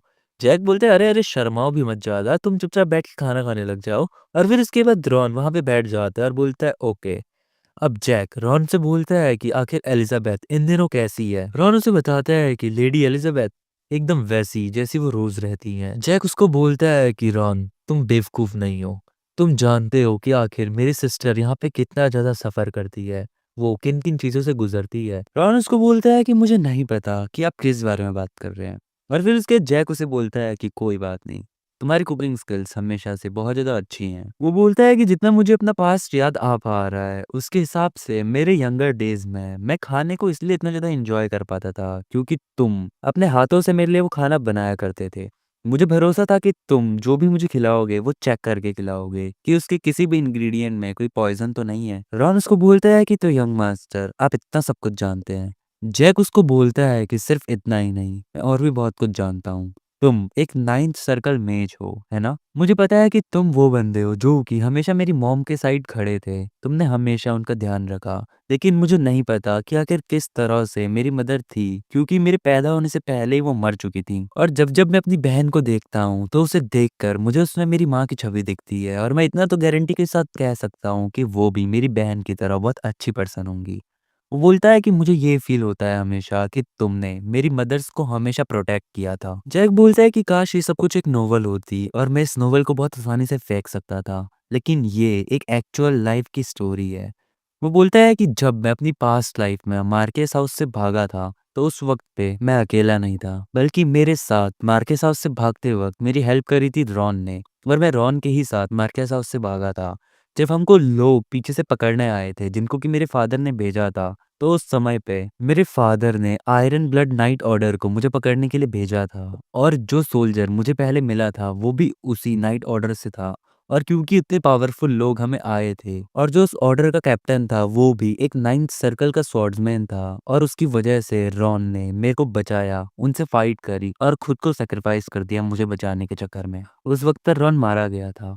ऑल्दो ये सारी जितनी भी बातें जो पास्ट की बात यहाँ पे जैक कर रहा है, ये बात वो रॉन को नहीं बता रहा होता है, बल्कि खुद अपने मन ही मन में हमें बता रहा होता है। और फिर अभी प्रेजेंट मोमेंट में जैक रॉन को बोल रहा होता है कि मैं पहले बहुत ज़्यादा डरता था जब मुझे पता चला था कि तुम एक नाइन्थ सर्कल के मैजिक यूज़र हो। लेकिन क्योंकि जब मुझे पता चला कि तुमने मेरी मदर को बचाया था, तो उसके बाद से मुझे तुम्हारे ऊपर भरोसा होना शुरू हो गया। फिर उसके बाद जैक रॉन से बोल रहा होता है कि मेरी मदर कोई कॉमनर नहीं थी। मार्केस वालों को भी ये फैक्ट नहीं पता है। उन्होंने शायद तुम्हें बताया होगा, लेकिन इस बात से अब कोई भी फ़र्क नहीं पड़ता है। ऑल्दो मुझे ये बात पता है कि तुम एक नाइन सर्कल यूज़र हो, और मैं इस बात को हमेशा अपने तक ही रखूँगा। और फिर उसके बाद रॉन उससे बोलता है जैक से कि यंग मास्टर, आखिर आप क्या चाहते हैं? आखिर मैं आपके लिए क्या करूँ? और फिर उसके बाद जैक उसको बोलता है कि मुझे तुम्हारे और मेरी सिस्टर के अलावा यहाँ पर किसी पे भी ट्रस्ट नहीं है। मैं ये चाहता हूँ रॉन कि तुम मेरी सिस्टर को प्रोटेक्ट करो, लेडी एलिज़ाबेथ, जो कि अपने सिक्स्थ सर्कल की पे पहुंच चुकी है सिर्फ 18 साल की एज में। ऑल्दो वो बहुत ज़्यादा कैपेबल है खुद को प्रोटेक्ट करने के, लेकिन स्टिल मैं तुमसे चाहता हूँ कि तुम उसे प्रोटेक्ट करो। वो बहुत ज़्यादा काइंड है और वो अपने आप को बहुत इजीली सेक्रीफाइस कर देगी, लेकिन मैं नहीं चाहता हूँ कि वो खुद को सेक्रीफाइस करें। वो बोलता है कि कल मैं सोच रहा हूँ कि मैं अकेडमी के लिए निकल जाऊँ और मैं बहुत लंबे समय तक वापस नहीं आऊँगा जब तक कुछ सीरियस नहीं होगा। ऑलमोस्ट 4 साल। और मैं चाहता हूँ कि इस 4 साल के टाइम ड्यूरेशन में तुम मेरी बहन के साथ रहो और उसको यहाँ पे प्रोटेक्ट करो। इन 4 सालों के बाद तुम जो चाहे वो कर सकते हो। तुम उसके बाद आज़ाद हो जाओगे। बस मेरा इतना काम कर दो। वो बोलता है कि मैं ये चाहता हूँ कि तुम हमेशा मेरे साथ ना रहो, बल्कि तुम अपनी खुद की लाइफ़ जियो। जो तुम करना चाहते हो वो करो। बस 4 साल मेरा ये काम कर दो। फिर उसके बाद रॉन उसको बोलता है कि लेकिन आखिर 4 साल क्यों? जैक उसको बोलता है कि 4 साल में मैं इतना ज़्यादा कैपेबल हो जाऊँगा कि मैं अपनी सिस्टर को प्रोटेक्ट कर सकता हूँ। रॉन उसको बोलता है कि आखिर आप किसके खिलाफ सिस्टर को प्रोटेक्ट करना चाहते हैं? क्योंकि इसको तो अभी नहीं पता है वो पिछली लाइफ में क्या-क्या हुआ है। लेकिन उतने में वहाँ पे कोई आ जाता है और बोलता है कि third young Lord please excuse. और अब उतने में जैक वहाँ से कोई बहाना बनाते हुए वो बात को टाल देता है और बोलता है कि जो भी है अंदर आ जाओ। और हम देखते हैं कि वहाँ पे वही नाइट आ गया होता है और वो बोलता है कि मैं अपनी रिपोर्ट बनाऊँगा। वो बोलता है कि जिस गार्ड को आपने वहाँ पे मारा था उसको फर्स्ट एड दे दिया गया है और उसको ट्रीटमेंट के लिए भेज दिया गया है। जैक बोलता है ओह! तो ऐसा है। और फिर वो एक झूठ-झूठ की कहानी बनाने लग जाता है कि गार्ड जब ट्रेनिंग कर रहा था, तो उसका जो चाकू था उससे उसकी खुद की उँगलियाँ कट गई, साथ ही साथ उसकी आइज़ पे भी थोड़ा नुकसान पहुँच गया। मतलब बेसिकली क्योंकि जैक ने इसको थोड़ा सबक सिखा दिया होता है, तो इसने एक झूठी कहानी वाली रिपोर्ट तैयार कर ली होती है। और फिर उसके जैक उसे बोलता है कि गुड वर्क, क्योंकि तुम मार्केस वालों के कुत्तों की तरह काम करते हो, तो क्या मुझे तुम्हें कोई हड्डी देनी चाहिए? और वो नाइट बोलता है कि नहीं, मैं एकदम ठीक हूँ। और फिर बताता है कि मेरा नाम है जेम्स कैंटा। और फिर उसके बाद जैक उसको बोलता है कि जो भी तुम्हारा नाम है मुझे नहीं फ़र्क पड़ता। मेरे लिए बस इतना काम करो कि एक स्वॉर्ड लेके आओ। मुझे यहाँ पे ट्रेनिंग करने का मन कर रहा है। मेरे लिए कोई वुडन स्वॉर्ड मत लाना बल्कि आयरन की स्वॉर्ड लाना। वो नाइट बोलता है कि ये मेरा काम नहीं है। मेरा जो काम है मैं सिर्फ़ वही करूँगा। और फिर उसके बाद जैक उसको बोलता है कि तुम एक प्राइड नाइट हो ना? तो चलो, मैं तुम्हें एक मौका देता हूँ मुझे मारने का, मुझसे बदला लेने का। मतलब बेसिकली जैक वही चाह रहा होता है कि ये इसके साथ बैटल करें। रॉन उसको बोलता है कि यंग मास्टर ये आप क्या कह रहे हैं? जो ये गार्ड होता है, ये नाइट होता है, ये भी उससे बोल रहा होता है कि क्या तुम सच में सीरियस हो? जैक बोलता है कि हाँ, ऑफ़ कोर्स मैं सीरियस हूँ। तुम्हें क्या लगता है मैंने आज से पहले कभी स्वॉर्ड नहीं पकड़ी तो तुम मुझे ऐसे ही मार दोगे? तुम कर लो मेरे साथ डुएल, तुम्हें बता दूँगा मैं। वो जो नाइट होता है वो उसको बोलता है कि क्या तुम मुझसे ये कह रहे हो कि मैं तुम्हारा स्वॉर्डमैनशिप टीचर बनूँ? और जैक मतलब हँस रहा होता है, बेसिकली वो यही चाह रहा होता है कि ये इसको स्वॉर्ड सिखाएँ। अब ये सीन यहीं पे ड्रॉप हो जाता है थोड़ी देर के लिए और थोड़े समय बाद का सीन दिखाया जाता है, जहाँ पे रॉन और जैक साथ में बैठे हुए होते हैं और रॉन जैक को बता रहा होता है कि ये जो नाइट है, ये एक 4th सर्कल यूज़र है। क्या तुम्हें सच में लगता है कि तुम इसके साथ बैटल करोगे? और अगर तुमने इसके साथ बैटल करी, तो हो सकता है कि तुम हर्ट हो जाओ। जैक उसको बोलता है कि तुम्हें क्या लगता है कि मैं इसको हरा नहीं सकता हूँ? क्या तुम मुझको शर्त लगाना चाहते हो? रॉन बोलता है कि वो उतना भी ज़्यादा कमज़ोर नहीं है और इस बात पे शर्त लगाने से अच्छा कि कौन जीतेगा या कौन हारेगा, हम इस बात पे शर्त लगा सकते हैं कि आखिर तुम कितने हिट्स रिसीव करोगे। मतलब वो तुम्हें कितनी बार हिट करेगा। अब उसके बाद रॉन थोड़ा-सा सीरियसली जैक से बोलता है कि ये जो नाइट है, ये एंटायरली डिफरेंट लेवल पे है। आपकी जब सेकंड लॉर्ड ये के साथ फाइट हुई थी, मतलब फेलन के साथ जब फाइट हुई थी, ये उससे काफ़ी ज़्यादा डिफरेंट होने वाली है क्योंकि दोनों में ज़मीन-आसमान का अंतर है। क्या तुम सच में इससे फाइट करना चाहते हो? और अब जैक थोड़ा फ्रस्ट्रेट हो जाता है और बोलता है कि तुम्हें क्या मेरे ऊपर ज़रा भी भरोसा नहीं है? और फिर उसके बाद जैक बोलता है कि चलो फिर अब तो ये करके ही रहेंगे। अगर मुझे इस डुएल में एक भी बार हिट हो गया, तो तुम जीत जाओगे। आखिर तुम्हें मंज़ूर है कि नहीं? और जो रॉन होता है वो ये सुनते ही कि सिर्फ़ एक हिट और ये सुनते ही मतलब एकदम शॉक हो जाता है कि इसको इतना ज़्यादा कॉन्फिडेंस क्यों है खुद के ऊपर। जैक बोलता है कि जो लूज़र होगा उसको विनर की विश को मानना पड़ेगा। रॉन बोलता है कि अगर तुम्हें मुझसे कुछ बात मनवानी ही है तो तुम वो तो अब मुझ पे ऑर्डर देके भी मनवा सकते हो, इसमें शर्त की क्या ज़रूरत है? मैं ओवरऑल तुम्हारा एक सर्वेंट ही तो हूँ। और फिर उसके बाद मतलब जैक यही सब सोच रहा होता है और वो अपने मन ही मन में कह रहा होता है कि जैक, इस पूरे मार्केस हाउस में मेरी सिस्टर के अलावा तुम ही तो हो जिस पे मैं भरोसा करता हूँ। और यही सब सोचते-सोचते वो जैक की तरफ को देख रहा होता है। अब उसके बाद जो जैक होता है वो बोलता है कि मैं उन लोगों को ऑर्डर नहीं देता हूँ जिन पे मैं ट्रस्ट करता हूँ और मैं तुम पे क्योंकि ट्रस्ट करता हूँ तो मैं तुमसे रिक्वेस्ट करना चाहूँगा। मैं तुमसे क्या कुछ रिक्वेस्ट करूँ रॉन? और रॉन उसको बोलता है कि हाँ यंग मास्टर आप ऐसे मत बोलिए वरना मेरे लिए मना करना मुश्किल होगा। अब उतने में ये जो नाइट होता है वो यहाँ पे आ चुका होता है और नाइट आके जैक से सॉरी बोलता है कि मैंने अगर आपसे पहले ज़्यादा रूड बिहेव कर दिया हो तो मुझे माफ़ कर देना। और फिर उसके बाद वो जैक से बोलता है कि अगर आपको डुएल करने के लिए कोई पार्टनर चाहिए तो मुझे बहुत ज़्यादा खुशी होगी कि मैं आपका डुएल करने का पार्टनर बनूँ। तो प्लीज़ जो आपने पहले कहा था उसको दोबारा से रिकंसिडर कीजिए। जैक अपने मन ही मन में सोच रहा होता है कि इस नाइट की तरह न जाने कितने काउंटलेस लोग हैं जो कि मुझे इस मार्केस हाउस में डिसरिस्पेक्ट करते हैं मेरे मुँह के आगे। और इनडायरेक्ट ह्यूमिलिएशन भी बहुत ज़्यादा होती है और शायद इस नाइट को बहुत ज़्यादा डर लग रहा होगा कि इसके साथ भी कहीं वो सब कुछ ना हो जाए जो कि मैंने उस गार्ड के साथ किया था। इसलिए यहाँ आके मेरे से माफ़ी माँग रहा है। और फिर उसके बाद जैक उस नाइट से बोलता है कि ठीक है फिर, हम लोग एक ऐसी जगह पे जाके डुएल करेंगे जहाँ पे हमें कोई भी ना देख पाए। नाइट अचानक से थोड़ा सा शॉक होते हुए बोलता है कि क्या हुआ? तुम्हें ऐसी जगह पे क्यों जाना है? जैक उसको बोलता है कि तुम क्या मुझसे हारने में डर तो नहीं रहे हो? तो नाइट बोलता है नहीं ऐसा कुछ भी नहीं है, आखिर मैं क्यों डरूंगा? जैक बोलता है मुझे तो ऐसा ही लगता है। कैसा लगता है कि तुम अपने आप में बिल्कुल भी कॉन्फिडेंट नहीं हो कि तुम मुझे मार पाओगे। और फिर उसके बाद नाइट थोड़ा सा अजीब सा रिएक्शन देता है और फिर जैक रॉन से बोलता है कि रॉन क्या तुम कोई ऐसी जगह जानते हो जहाँ पे हम लोग जाएं और ट्रेनिंग करें और हमें किसी के बारे में पता मतलब कोई और हमें देख भी ना पाए। रॉन थोड़ा सा सोचता है और फिर बोलता है कि हाँ ऐसी एक जगह तो है। और फिर उसके बाद वो उन लोगों को एक ट्रेनिंग एरिना के पास ले आया होता है जो कि कहीं न कहीं मतलब ऐसे छुपा हुआ होता है। और फिर उसके बाद जैक उस ट्रेनिंग अरीना में आखिर बोलता है कि मुझे तो कभी पता ही नहीं था कि इस जगह पर हमारे बेसमेंट में एक ट्रेनिंग अरीना भी है। ये तो सच में बहुत ज़्यादा क्रेज़ी है। और फिर उसके बाद वो बोलता है कि रॉन क्या तुम यहीं पे अपनी ट्रेनिंग करते हो? रॉन बोलता है कि नहीं, ये मेरी जगह नहीं है। ये वो प्लेस है जो कि तुम्हारी मदर ने बनाई थी अपने 2 बच्चों के लिए ताकि वो लोग यहाँ पे ट्रेनिंग कर पाएँ। जैक बोलता है कि तो आखिर मैं इस जगह के बारे में क्यों नहीं जानता हूँ? रॉन बोलता है कि क्योंकि ये जगह ट्रेनिंग के लिए है और आप ट्रेनिंग-व्रेनिंग तो करते नहीं हैं। और फिर उसके बाद जैक अपने मन ही मन में सोच रहा होता है कि अगर मैं इस बारे में सोचूं तो मैंने इस प्लेस को आज से पहले कभी भी यूज़ नहीं किया। लेकिन यहाँ पे बिल्कुल भी डस्ट नहीं है। इसका मतलब ये है कि कोई ना कोई या तो इस जगह पे कंटिन्यूअसली ट्रेनिंग कर रहा है या फिर कोई इस जगह को टाइम टू टाइम साफ करते रहता है। और फिर उसके बाद जैक रॉन से बोलता है कि रॉन तुम ही होगे ज़रूर जो कि इस जगह को टाइम टू टाइम क्लीन करते हो। इसके लिए तुम्हारा बहुत-बहुत शुक्रिया। और रॉन हँसता है और ऐसा लगता है कि रॉन ही ये सब करता है। और फिर उसके बाद जैक उस नाइट से बोलता है कि हे चिक, आखिर तुम मुझे ऐसे घूर क्यों रहे हो? क्या तुम कुछ चाहते हो? चलो एक काम करो जल्दी से वो वुडन स्वॉर्ड मुझे हवाले करो। नाइट फिर से थोड़ा-सा ऐसे घबरा सा रहा होता है और जैक बोलता है कि जल्दी से करो, मुझे वो स्वॉर्ड मेरे हाथ में पकड़ाओ। अभी क्योंकि हमारी बैटल स्टार्ट ही हो रही है, तो इसलिए हम अभी वुडन स्वॉर्ड का यूज़ करेंगे। और फिर उसके बाद वो नाइट स्वॉर्ड लेके जैक के हाथ में पकड़ा देता है और मतलब थोड़ा-थोड़ा घबरा रहा होता है अभी भी। और हम देखते हैं कि इसके बाद जैक अपने हाथ में स्वॉर्ड पकड़ लेता है और जिस अंदाज में वो स्वॉर्ड को पकड़ता है, उसको देखकर रॉन बोलता है कि यंग थर्ड लॉर्ड, आपको देखकर ऐसा लगता है कि आपने पहले भी काफ़ी ज़्यादा स्वॉर्ड पकड़ी हुई है। और जैक अपने मन ही मन में सोच रहा होता है कि मैंने अपनी पिछली लाइफ में हज़ारों ह्यूमन्स और स्पीशीज़ को मार रखा है, तो ये तो मेरे लिए बहुत मतलब ऐसे नॉर्मल बात है। और फिर उसके बाद जैक उसको थैंक्स बोलता है कॉम्प्लीमेंट के लिए और फिर उस नाइट के ऊपर अटैक करने के लिए आगे बढ़ जाता है और बोलता है कि तुम इस स्वॉर्ड को सीरियसली लेना।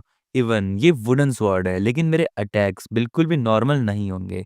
और वो चलता हुआ उस नाइट के ऊपर अटैक कर देता है और वो नाइट उसके अटैक को डिफेंड तो कर लेता है और मन ही मन में सोच रहा होता है कि मैंने इजीली इसके अटैक को रोक लिया। मुझे पता ही था, एक नोवाइस हमेशा नोवाइस ही रहेगा। और वो बोलता है कि अगर मैंने इसको हरा-वरा दिया या इसको मार-पीट दिया, तो कहीं मेरे साथ आगे कुछ ना हो जाए। इसलिए मैं इसको बस थोड़ा-सा डरा दूँगा ताकि ये खुद ही मेरे साथ बैटल ना करे। लेकिन वो इतना सोच ही रहा होता है, इतने में जो जैक होता है, वो कहीं से तो स्वॉर्ड घुमा-फिरा के इसके सीधे मुँह के नीचे ले आता है और मतलब इसको ऐसे अनकाउंटर्ड छोड़ देता है। मतलब ये कोई अटैक नहीं कर पाता है नाइट इसके ऊपर। और फिर जैक उस नाइट से बोलता है कि तुम अभी तक मर चुके होते अगर मेरे पास कोई रियल स्वॉर्ड होती। वो बोलता है कि मैंने तुमसे कहा था ना कि इस बैटल को सीरियसली लेना, मैं तुम पे बिल्कुल भी हल्का नहीं जाने वाला हूँ। और जो नाइट होता है वो अपने मन ही मन में सोच रहा होता है कि आखिर इसने ये सारे मूव्स कहाँ से सीखे? आखिर इसको इतनी अच्छी स्वॉर्डमैनशिप कैसे आती है? ये थर्ड यंग लॉर्ड आखिर ये इतनी अच्छी तरीके से स्वॉर्ड कैसे चला पा रहा है? जहाँ तक मुझे पता है ये इसका फर्स्ट टाइम है कि ये स्वॉर्ड यूज़ कर रहा है। तो आखिर पहली बार में ये इतनी अच्छी स्वॉर्ड कैसे यूज़ कर पा रहा है? एपिसोड में आगे हमें दिखाया जाता है कि रॉन अपने मन ही मन में सोच रहा होता है कि मैंने अभी-अभी आखिर ये क्या विटनेस किया?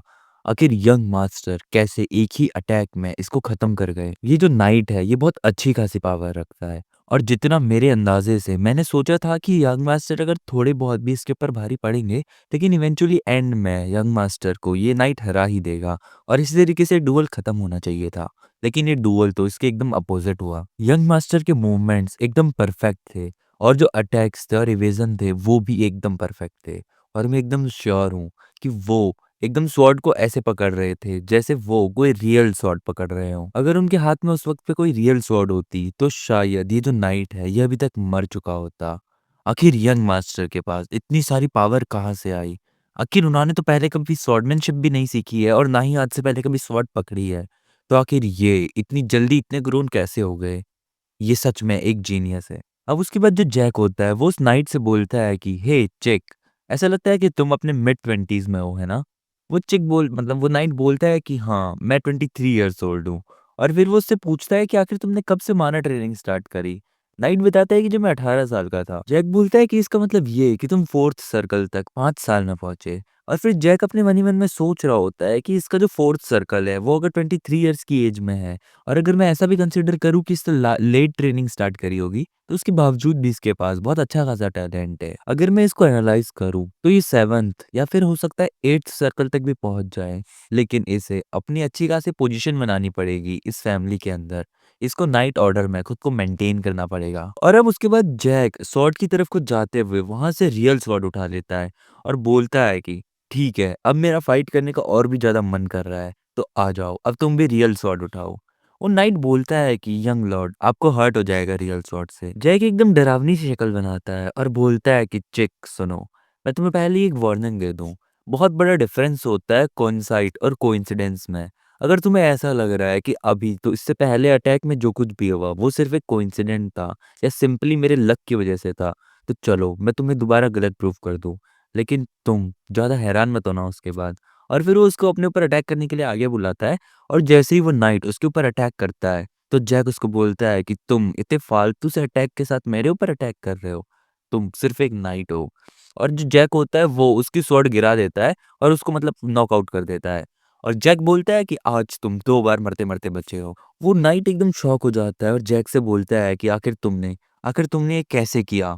क्या किया ये? जैक उसको बोलता है कि मैंने क्या किया? मैंने तो सिर्फ़ अपनी स्वॉर्ड की डायरेक्शन बदली। द मोमेंट हमारी शॉट क्लैश होने वाली थी, मैंने तुरंत उसको बदल लिया। लेकिन नाइट बोलता है कि ये नहीं, मैं तुमसे ये पूछ रहा हूँ कि आखिर ये टेक्नीक को तुमने कैसे किया?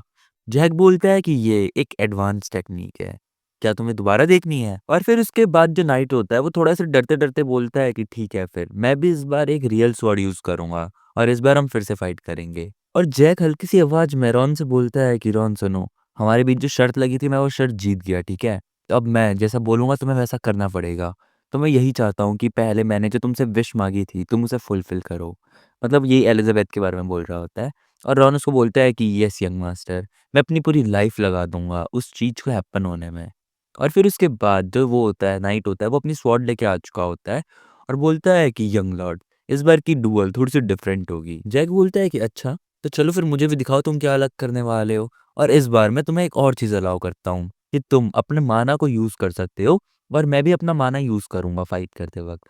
नाइट बोलता है ठीक है। और फिर उसके बाद जैक उसके ऊपर अटैक कर देता है और एक ही अटैक में मतलब ऐसा इतना तेज़ का अटैक करता है कि जो नाइट होता है उसके हाथ से उसकी स्वॉर्ड छूट जाती है और नीचे गिर जाती है। और फिर उसके बाद जैक उस नाइट को भी नॉकआउट कर देता है। और जैक बोलता है इतनी जल्दी तुम खत्म हो गए? वो नाइट बोलता है कि इम्पॉसिबल, इम्पॉसिबल, तुम पक्का कोई थर्ड सर्कल मैजिक यूज़र हो। ये हो ही नहीं सकता कि एक फर्स्ट सर्कल मैजिक यूज़र इतनी ज़्यादा पावर यूज़ कर सके। जो जैक होता है वो अपने मन ही मन में बोल रहा होता है कि मैं इसका कन्फ्यूज़न समझ सकता हूँ, क्योंकि मैं एक फर्स्ट सर्कल डिफीटर यूज़र हूँ और मैंने इसको डिफीट कर दिया। तो इसको एक्चुअल में कुछ ना कुछ कंसर्न तो होगा। लेकिन मैंने इसको ऐसे हराया कि मैं अपनी पूरी बॉडी में माना को डिस्ट्रीब्यूट नहीं किया, बल्कि मैंने अपनी जो पूरी माना है उसको एक जगह पे इकट्ठा किया, एक जगह पे सेंटर पे लाया और अपनी पूरी ओवरऑल फिज़िकल कैपेबिलिटीज़ से एक जगह पे माना को फ़ोकस किया। जिसकी वजह से जहाँ पे अटैक चाहिए था वहीं पे माना आया और मैंने इसको बहुत ईज़िली हरा दिया। और फिर जैक उससे बोलता है कि हे लिटिल जैक, क्या तुम सच में एक ऑफिशियल नाइट बनना चाहते हो? वो बोलता है कि आखिर तुम क्या कहना चाहते हो? मैं अभी भी एक ऑफिशियल नाइट हूँ, आखिर मैं इससे ज़्यादा और क्या कर सकता हूँ? जैक उससे बोलता है कि तुम मेरे डॉग बन जाओ, एक बहुत ज़्यादा लॉयल डॉग। वो जो नाइट होता है एकदम से थोड़ा-सा अजीब-सा रिएक्शन देता है। जैक उसको बोलता है कि तुम एक ऐसे कुत्ते बनो जो कि सिर्फ़ मेरे ऑर्डर्स को फ़ॉलो करे। तुम बहुत ज़्यादा अच्छी लाइफ़ जियोगे। अभी जो तुम्हारी लाइफ़ है उससे तो कहीं ज़्यादा बेहतर लाइफ़ जियोगे अगर तुम मेरी बात मानते हो। नाइट उससे पूछता है कि आखिर ये सब करने से मुझे क्या गेन होगा? तुम्हारा कुत्ता बनने से मुझे क्या प्रॉफ़िट मिलेगा? जैक उसको बोलता है कि क्या इसके बदले तुम्हें ये नहीं पूछना चाहिए था कि आखिर तुम्हें उसके बाद क्या करना पड़ेगा? तुम अगर ये पूछ रहे हो कि तुम्हें क्या मिलेगा, तो मैं तुम्हें बता देता हूँ।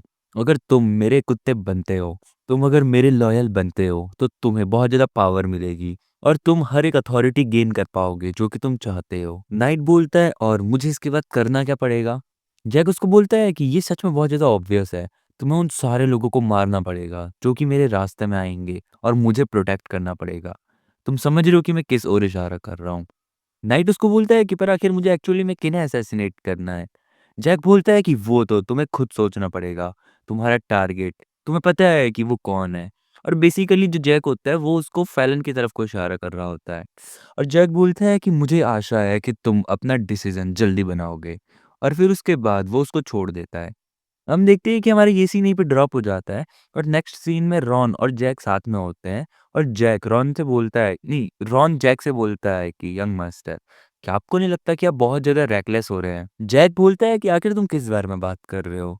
रॉन उसको बोलता है कि आपने उस नाइट से इतना सब कुछ कह दिया, क्या आपको सच में उस पे भरोसा है? अगर वो फैमिली में जाके ये सब कुछ बक देगा तो? जैक बोलता है कि ऑफ कोर्स मुझे उस पे बिल्कुल भी भरोसा नहीं है। रॉन बोलता है कि आपने उससे जो कुछ भी कहा वो सब कुछ अगर मर्शियनेस के ईयर्स में चला गया, कान में चला गया, मतलब मर्शियनेस बेसिकली जो राजा है उसकी वाइफ, इसकी सौतेली माँ। जैक बहुत ज़्यादा हँस रहा होता है और रॉन उससे बोलता है कि ये कोई भी हँसने का टाइम नहीं है। जो तुम्हारी सौतेली माँ है, वो बहुत चांस ढूँढ रही है, कुछ भी करके तुम्हें एलिमिनेट करने का। और अगर उसे ये पता चलता है कि तुम कल जा रहे हो, तो क्या पता वो कुछ कर दे ऐसा या तुम्हें मारने का ट्राई करे। क्या आप इस बारे में चिंता नहीं कर रहे हो? जैक उसको बोलता है कि अगर वो ट्राई करना चाहती है तो उसे करने दो, लेकिन वो मुझे नहीं मार सकती है।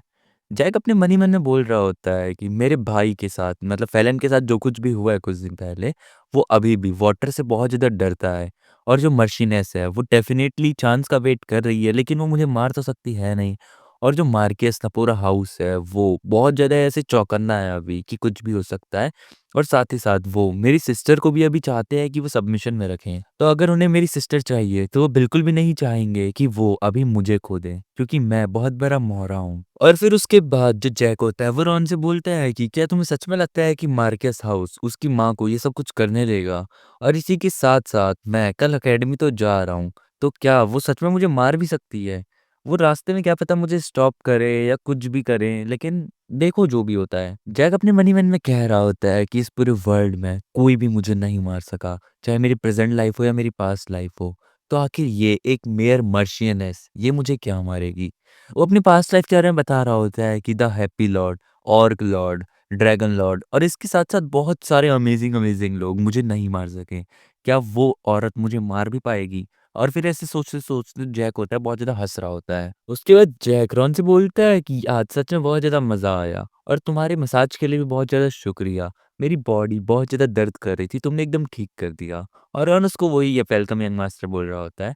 और फिर उसके बाद रॉन मतलब उसके बाद जैक जाते-जाते रॉन से बोलता है कि जब तक मैं अपनी खुद की डेथ को खुद से ना चुनूँ, तब तक मुझे कोई भी नहीं मार सकता है।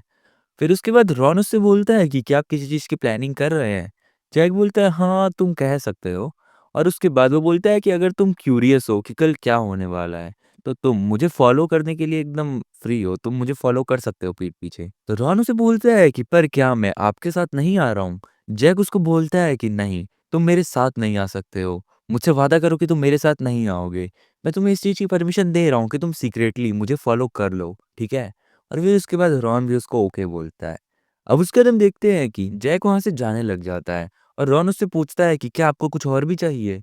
जैक उसको बोलता है कि मैं अपने रूम में सेकंड सर्कल मेकिंग की प्रैक्टिस कर रहा हूँ, तो ध्यान रखना कि कोई भी मेरे रूम में एंटर ना करे।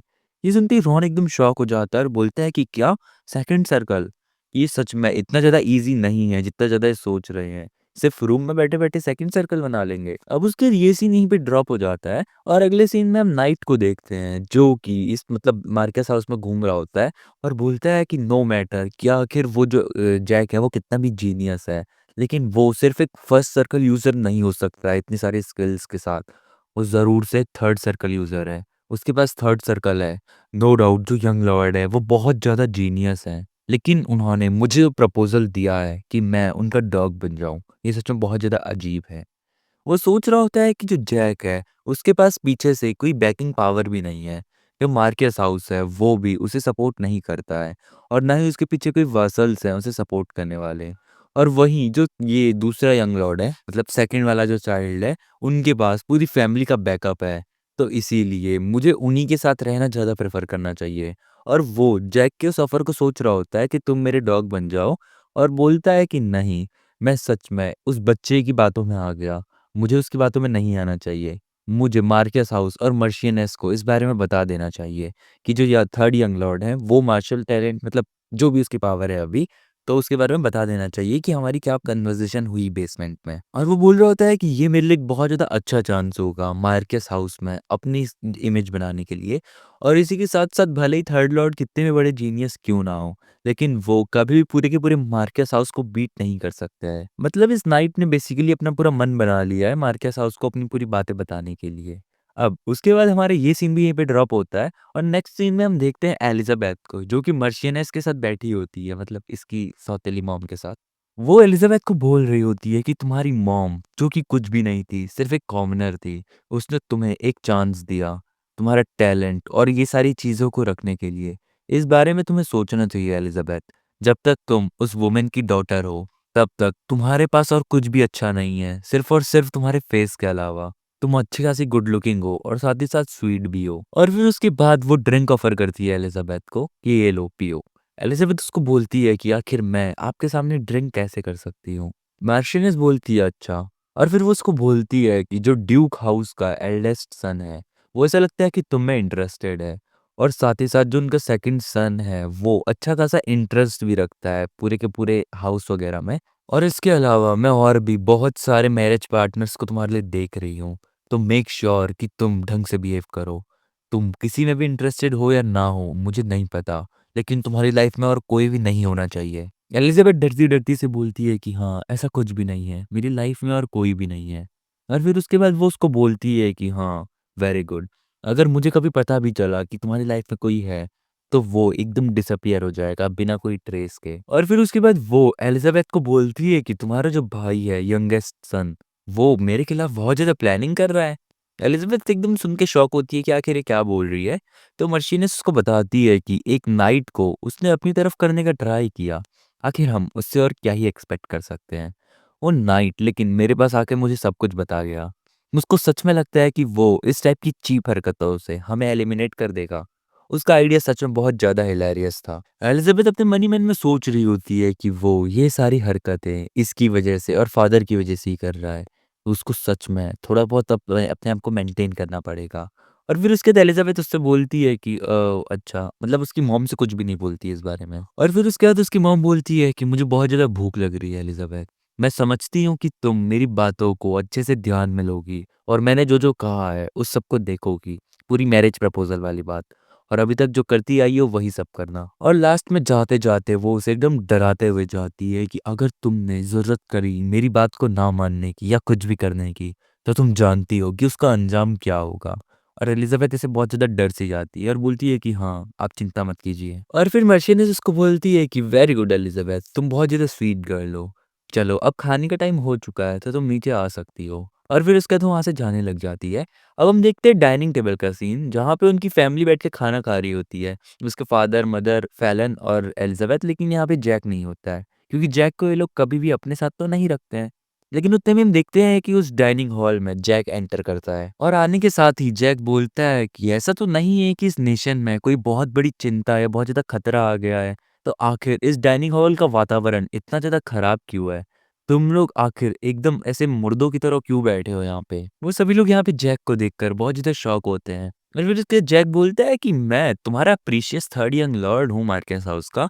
सो क्या तुम्हें नहीं लगता है कि डाइनिंग टेबल पे मेरे लिए भी एक स्पॉट होना चाहिए?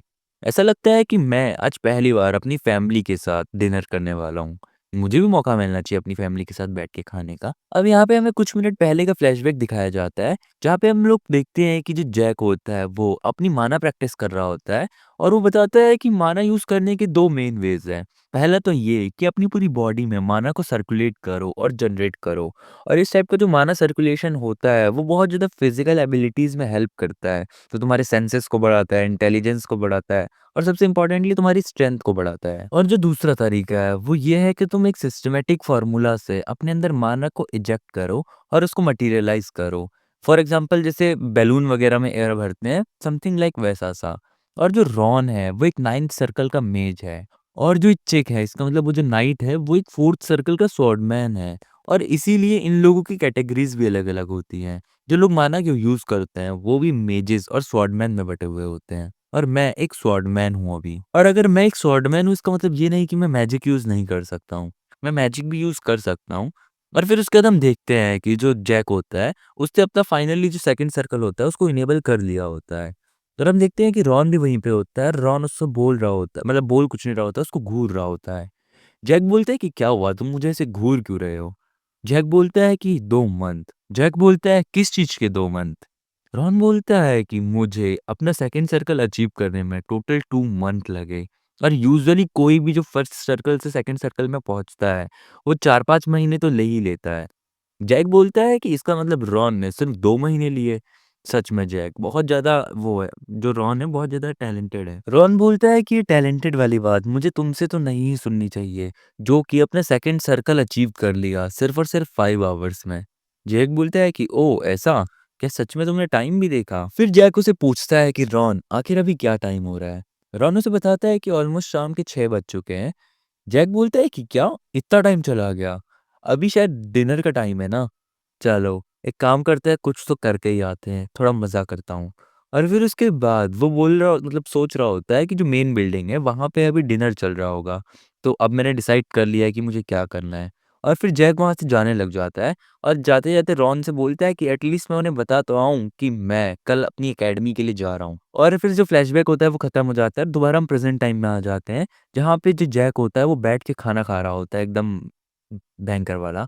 और बोल रहा होता है कि जो मेन बिल्डिंग है, वहाँ पे कितनी ज़्यादा लग्ज़ूरियस मील है। लेकिन फिर भी जो रॉन मेरे लिए खाना बनाता है, ये उससे ज़्यादा डिलीशियस नहीं है। रॉन का हाथ का खाना तो बेस्ट है। हम देखते हैं कि जो मर्शियनेस होती है, वो बहुत ज़्यादा गुस्सा दिख रही होती है कि भाई जैक आखिर आ कैसे गया यहाँ पे?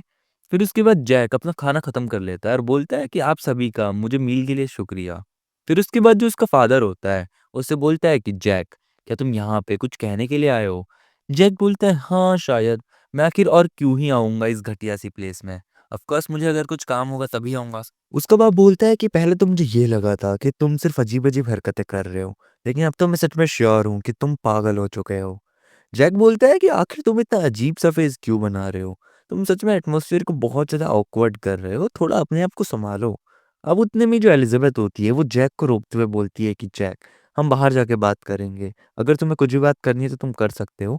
लेकिन उतने में जो उसका बाप होता है वो एलिज़ाबेथ को रोक देता है और बोलता है कि रुक जाओ। मैं सुनना चाहता हूँ कि जैक आखिर यहाँ पे क्या बोलने के लिए आया है।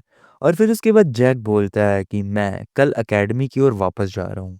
मैं नहीं बियर कर सकता इस फुद्दू से एनवायरनमेंट में और ज़्यादा रहना। ये एनवायरनमेंट सच में बहुत ज़्यादा शेडी सा है। और फिर उसके बाद उसका फादर बोलता है कि अगर तुम ऐसा कह रहे हो तो ठीक है, कोई दिक्कत नहीं है। कल सुबह जल्दी यहाँ से चले जाओ। और फिर उसके बाद जैक अपने मन ही मन में बोल रहा होता है कि तो मैं तुमसे यहाँ पे परमिशन लेने नहीं आया था, मैं बस बताने आया था। और फिर जैक बोलता है कि ठीक है, मुझे बहुत ज़्यादा खुशी हुई कि आपने इतना ईज़िली मुझे जाने के लिए परमिट कर दिया। और फिर उसके बाद जैक फैलन से बोलता है कि ब्रदर आखिर तुम अब कैसे हो? मतलब उसके मज़े ही ले रहा होता है बेसिकली। जैक बोलता है कि मैंने सुना कि तुम कुछ भी पी नहीं सकते हो क्योंकि तुम्हें वाटर से फ़ोबिया हो गया है। तुम्हें ज़रूर से कुछ और ट्राई करना चाहिए। तुम शायद प्यासे हो ना?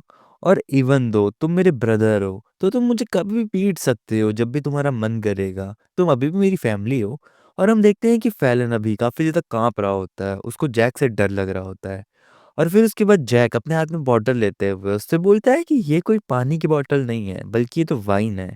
क्या तुम इसकी एक सिप लेना चाहोगे? और ये वाइन थोड़ी-थोड़ी रेड कलर की होती है और बेसिकली ब्लड टाइप की लग रही होती है। और वो उसके सामने उसको गिरा देता है फैलन के सामने, जिससे फैलन की काफ़ी भयंकर वाली फट जाती है, क्योंकि भाई उसको तो ब्लड के साथ-साथ वाटर का भी फ़ोबिया है। फिर उसके बाद जो उसकी मॉम होती है वो गुस्से में इससे बोलती है जैक से कि रूड ब्रैट, आखिर तुम्हारी हिम्मत कैसे हुई इस टाइप की हरकत करने की? और फिर उसके बाद जैक वहाँ से जाते-जाते बोल रहा होता है कि एक कुत्ता कहीं पे तो भौंक रहा है। और फिर उसके बाद वो बोलता है कि मुझे जो कहना था वो मैं कह चुका हूँ, अब मैं यहाँ से जा रहा हूँ। और जो उसकी वो होती है मॉम होती है, यानी कि इसकी सौतेली मॉम होती है, वो बोल रही होती है कि ये वल्गर सन ऑफ बिच, मतलब इसको बहुत ज़्यादा गुस्सा आ रहा होता है जैक के ऊपर। और बोलती है कि मैं इसको छोड़ूंगी नहीं, मैं इससे बदला ज़रूर लूंगी। जैक बोलता है कि तुम्हें जो भी करना है कर लेना, मुझे इंतज़ार रहेगा कि तुम आखिर क्या करने वाली हो। और फिर उसके बाद वो वहाँ से चला जाता है। और उसकी वो जो मॉम होती है, मर्शियनेस होती है, वो अभी बहुत ज़्यादा गुस्से में होती है। और एलिज़ाबेथ को पीठ पीछे बोल रही होती है कि एलिज़ाबेथ आखिर तुम अपने भाई को ये क्या सिखा रही हो? क्या इसमें ज़रा भी तमीज़ नहीं है? और फिर उसके बाद हम लोग देखते हैं कि जो जैक होता है वो हमें बता रहा होता है कि उसके बाद पूरी रात और कुछ भी नहीं हुआ। माहौल शांत हो गया था। लेकिन जो मेरी बहन है उसने मुझे बहुत ज़्यादा पीटा और बहुत ज़्यादा डाँटा, क्योंकि उसको मेरे ऊपर बहुत ज़्यादा गुस्सा आ रहा था मैंने जो कुछ भी किया। और फिर ये सीन यहीं पे ड्रॉप हो जाता है। और अगले दिन मॉर्निंग का सीन हमें दिखाया जाता है जब जैक निकलने के लिए रेडी होता है। वो बोलता है कि मार्कियस हाउस का बेटा यहाँ से डिपार्चर कर रहा है, और आखिर इतनी कम प्रिपरेशन कैसे? ऐसा थोड़ा बहुत मतलब ऐसा लग रहा है कि लग्ज़रियस है, लेकिन कोई भी मुझे यहाँ पे विदा करने नहीं आया है। ख़ैर इन लोगों से वैसे मैं और क्या ही एक्सपेक्ट भी कर सकता हूँ, लेकिन ये जगह मेरे लिए बहुत ज़्यादा कंफर्टेबल है बैठने के लिए। मुझे काफ़ी ज़्यादा मज़ा सा आ रहा है। और फिर वो बोलता है कि ये कॉकी बास्टर्ड, मतलब जो इसको चला रहा होता है इस कार्ट को, वो बोलता है कि ये एक नाइट है जिसका नाम है रेज़न, और ये एक सिक्स्थ सर्कल का यूज़र है जो कि इस मार्च के चार्ज में है। और ये मुझे बहुत अजीब तरीके से घूर रहा है। ये जिस तरह से मुझे घूर रहा है, मुझे ऐसा लग रहा है कि ये बहुत ज़्यादा सस्पिशियस है। इसका ज़रूर कुछ ना कुछ प्लान होगा। वो जो मर्शियनेस है, यानी कि इसकी जो मॉम है, उसने ज़रूर इसको कुछ ना कुछ तो कहा होगा मेरे साथ करने के लिए, जो प्लान ये एग्ज़ीक्यूट करेगा। और इसी के साथ-साथ हम देखते हैं कि वो जो नाइट होता है, चिक, वो भी इसके इस मार्च में शामिल होता है। मतलब उसको भी इसको छोड़ने का ऑफ़र दिया होता है। और फिर उसके बाद हम देखते हैं कि उनका जो काफ़िला होता है, वो वहाँ से चल जाता है। हम देखते हैं कि एलिज़ाबेथ भी इसके साथ-साथ आ रही होती है इसको आधे रास्ते तक छोड़ने के लिए। और जैक उसको बोलता है कि मैंने तुमसे कहा है ना कि मैं ठीक हूँ, तो आखिर तुम मेरे पीछे-पीछे क्यों आ रही हो? तुम्हें वापस चले जाना चाहिए। एलिज़ाबेथ उसको बोलती है कि मदर ने ज़रूर तुम्हारे लिए कुछ ना कुछ प्लान ज़रूर बिछाया होगा, तो मैं तुम्हें ऐसे अकेले नहीं छोड़ सकती हूँ, मुझे तुम्हारे साथ आना चाहिए। जैक उसको बोलता है कि मैंने तुमसे कहा ना कि मैं ठीक हूँ, तो तुम्हें मेरे साथ आने की कोई भी ज़रूरत नहीं है। जैक उसको बोलता है कि इसके बाद से बहुत सारी चीज़ें बदलने वाली हैं। मैं सच में ठीक हूँ, तुम्हें मेरे बारे में बिल्कुल भी चिंता करने की ज़रूरत नहीं है। तुम ऑलरेडी जानती हो कि ये लोग मुझे नहीं मारने वाले हैं। एलिज़ाबेथ बोलती है कि हाँ, ये बात तो ठीक है। और फिर उसके बाद जैक उसको ऑर्डर देता है कि तुम वापस जाओ। आखिर तुम और कितने टाइम तक मुझे फ़ॉलो करने वाली हो? एलिज़ाबेथ बोलती है कि ठीक है, अभी तो मैं वापस जा रही हूँ, लेकिन तुम इसके बावजूद भी केयरफुल रहना और अपना ध्यान रखना। और फिर उसके बाद रॉन भी वहाँ से पलट जाता है और वापस जाने लग जाता है, और जैक से बोलता है कि तुम ठीक तो होगे ना? जो मतलब ध्यान रखना बेसिकली अपना। लेकिन हमें तो पता है कि भाई जो रॉन है वो सीक्रेटली इसे फ़ॉलो करने वाला है। और जब रॉन वापस जा ही रहा होता है, तब जैक अपने फेस से इसको कुछ तो इशारा करता है, मानो उसको कोड वर्ड में कुछ ना कुछ बता रहा होगा, और रॉन उसकी बात समझ जाता है। और फिर वो दोनों एलिज़ाबेथ और रॉन काफ़िले से अलग हो जाते हैं। अब उसके बाद हम लोग देखते हैं कि जो जैक होता है वो बोल रहा होता है कि मेरी सिस्टर को अकेला मत छोड़ना और उसका ध्यान रखना। और फिर उसके बाद रॉन वहाँ से चला जाता है। और जो जैक होता है वो बोलता है कि रॉन पक्का अभी भी इस मार्च को फॉलो करेगा चुपके-चुपके, और वो देखेगा कि आखिर आगे क्या होने वाला है। तो मैं कह सकता हूँ कि मतलब रॉन मेरी बेसिकली मेरा ध्यान रखने वाला है, और वो मेरे लिए बहुत ज़्यादा हार्ड वर्क कर रहा है। और फिर उसके बाद जैक को थोड़ी-थोड़ी नींद आने लग जाती है, और वो बोलता है कि मौसम भी इतना ज़्यादा अच्छा है कि मुझे अपने आप नींद आ रही है। और जैक वहाँ पे सो जाता है। और हम देखते हैं कि वो जो इसका जो कार्ड चलाने वाला होता है, वो इसको कुछ तो घूर रहा होता है बहुत ऐसे गंदी नज़रों से, मानो इसके साथ कुछ करने वाला हो। अब उसके बाद हम लोग देखते हैं कि जब जैक की नींद खुलती है, वो नोटिस करता है कि बाहर ऑलरेडी बहुत ज़्यादा अंधेरा हो चुका है, और वो बोलता है कि आखिर मुझे किसी ने उठाया क्यों नहीं?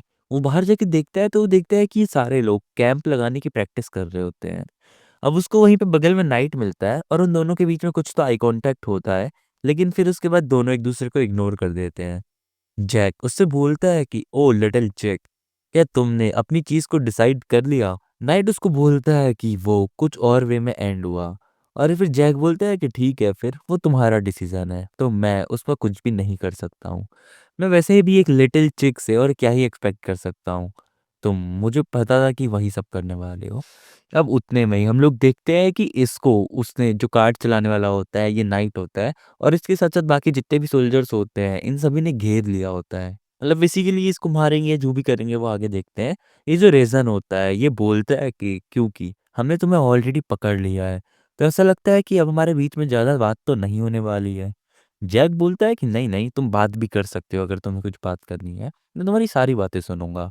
रीज़न उसे बताता है कि हमें अकेडमी जाने में 4 रातें और लगेंगी और हर रात को हम लोग यहाँ पे कैंप लगाएँगे और कैंप लगाने के बाद हम लोग तुम्हें मारेंगे, पीटेंगे, तुम्हारी हड्डियाँ तोड़ेंगे और उसके बाद जो हमारे पास पोशन है, उससे हम तुम्हें दोबारा हील करेंगे जैसे ही रात खत्म हो जाएगी। हमें मर्शियनेस की तरफ से ये ऑर्डर मिले हैं कि हम तुम्हारे साथ ये सब करें। जैक को पहले से ही पता होता है कि उसकी जो मॉम है, वो उसके साथ ऐसा ही कुछ करने वाली है। और फिर उसके बाद वो आदमी बताता है कि इसके अलावा हमें पता है कि तुम ऑलरेडी माना सर्कल यूज़र हो, हम एक चीज़ जानते हैं, तो हम तुम्हारे माना सर्कल को भी डिस्ट्रॉय करने वाले हैं।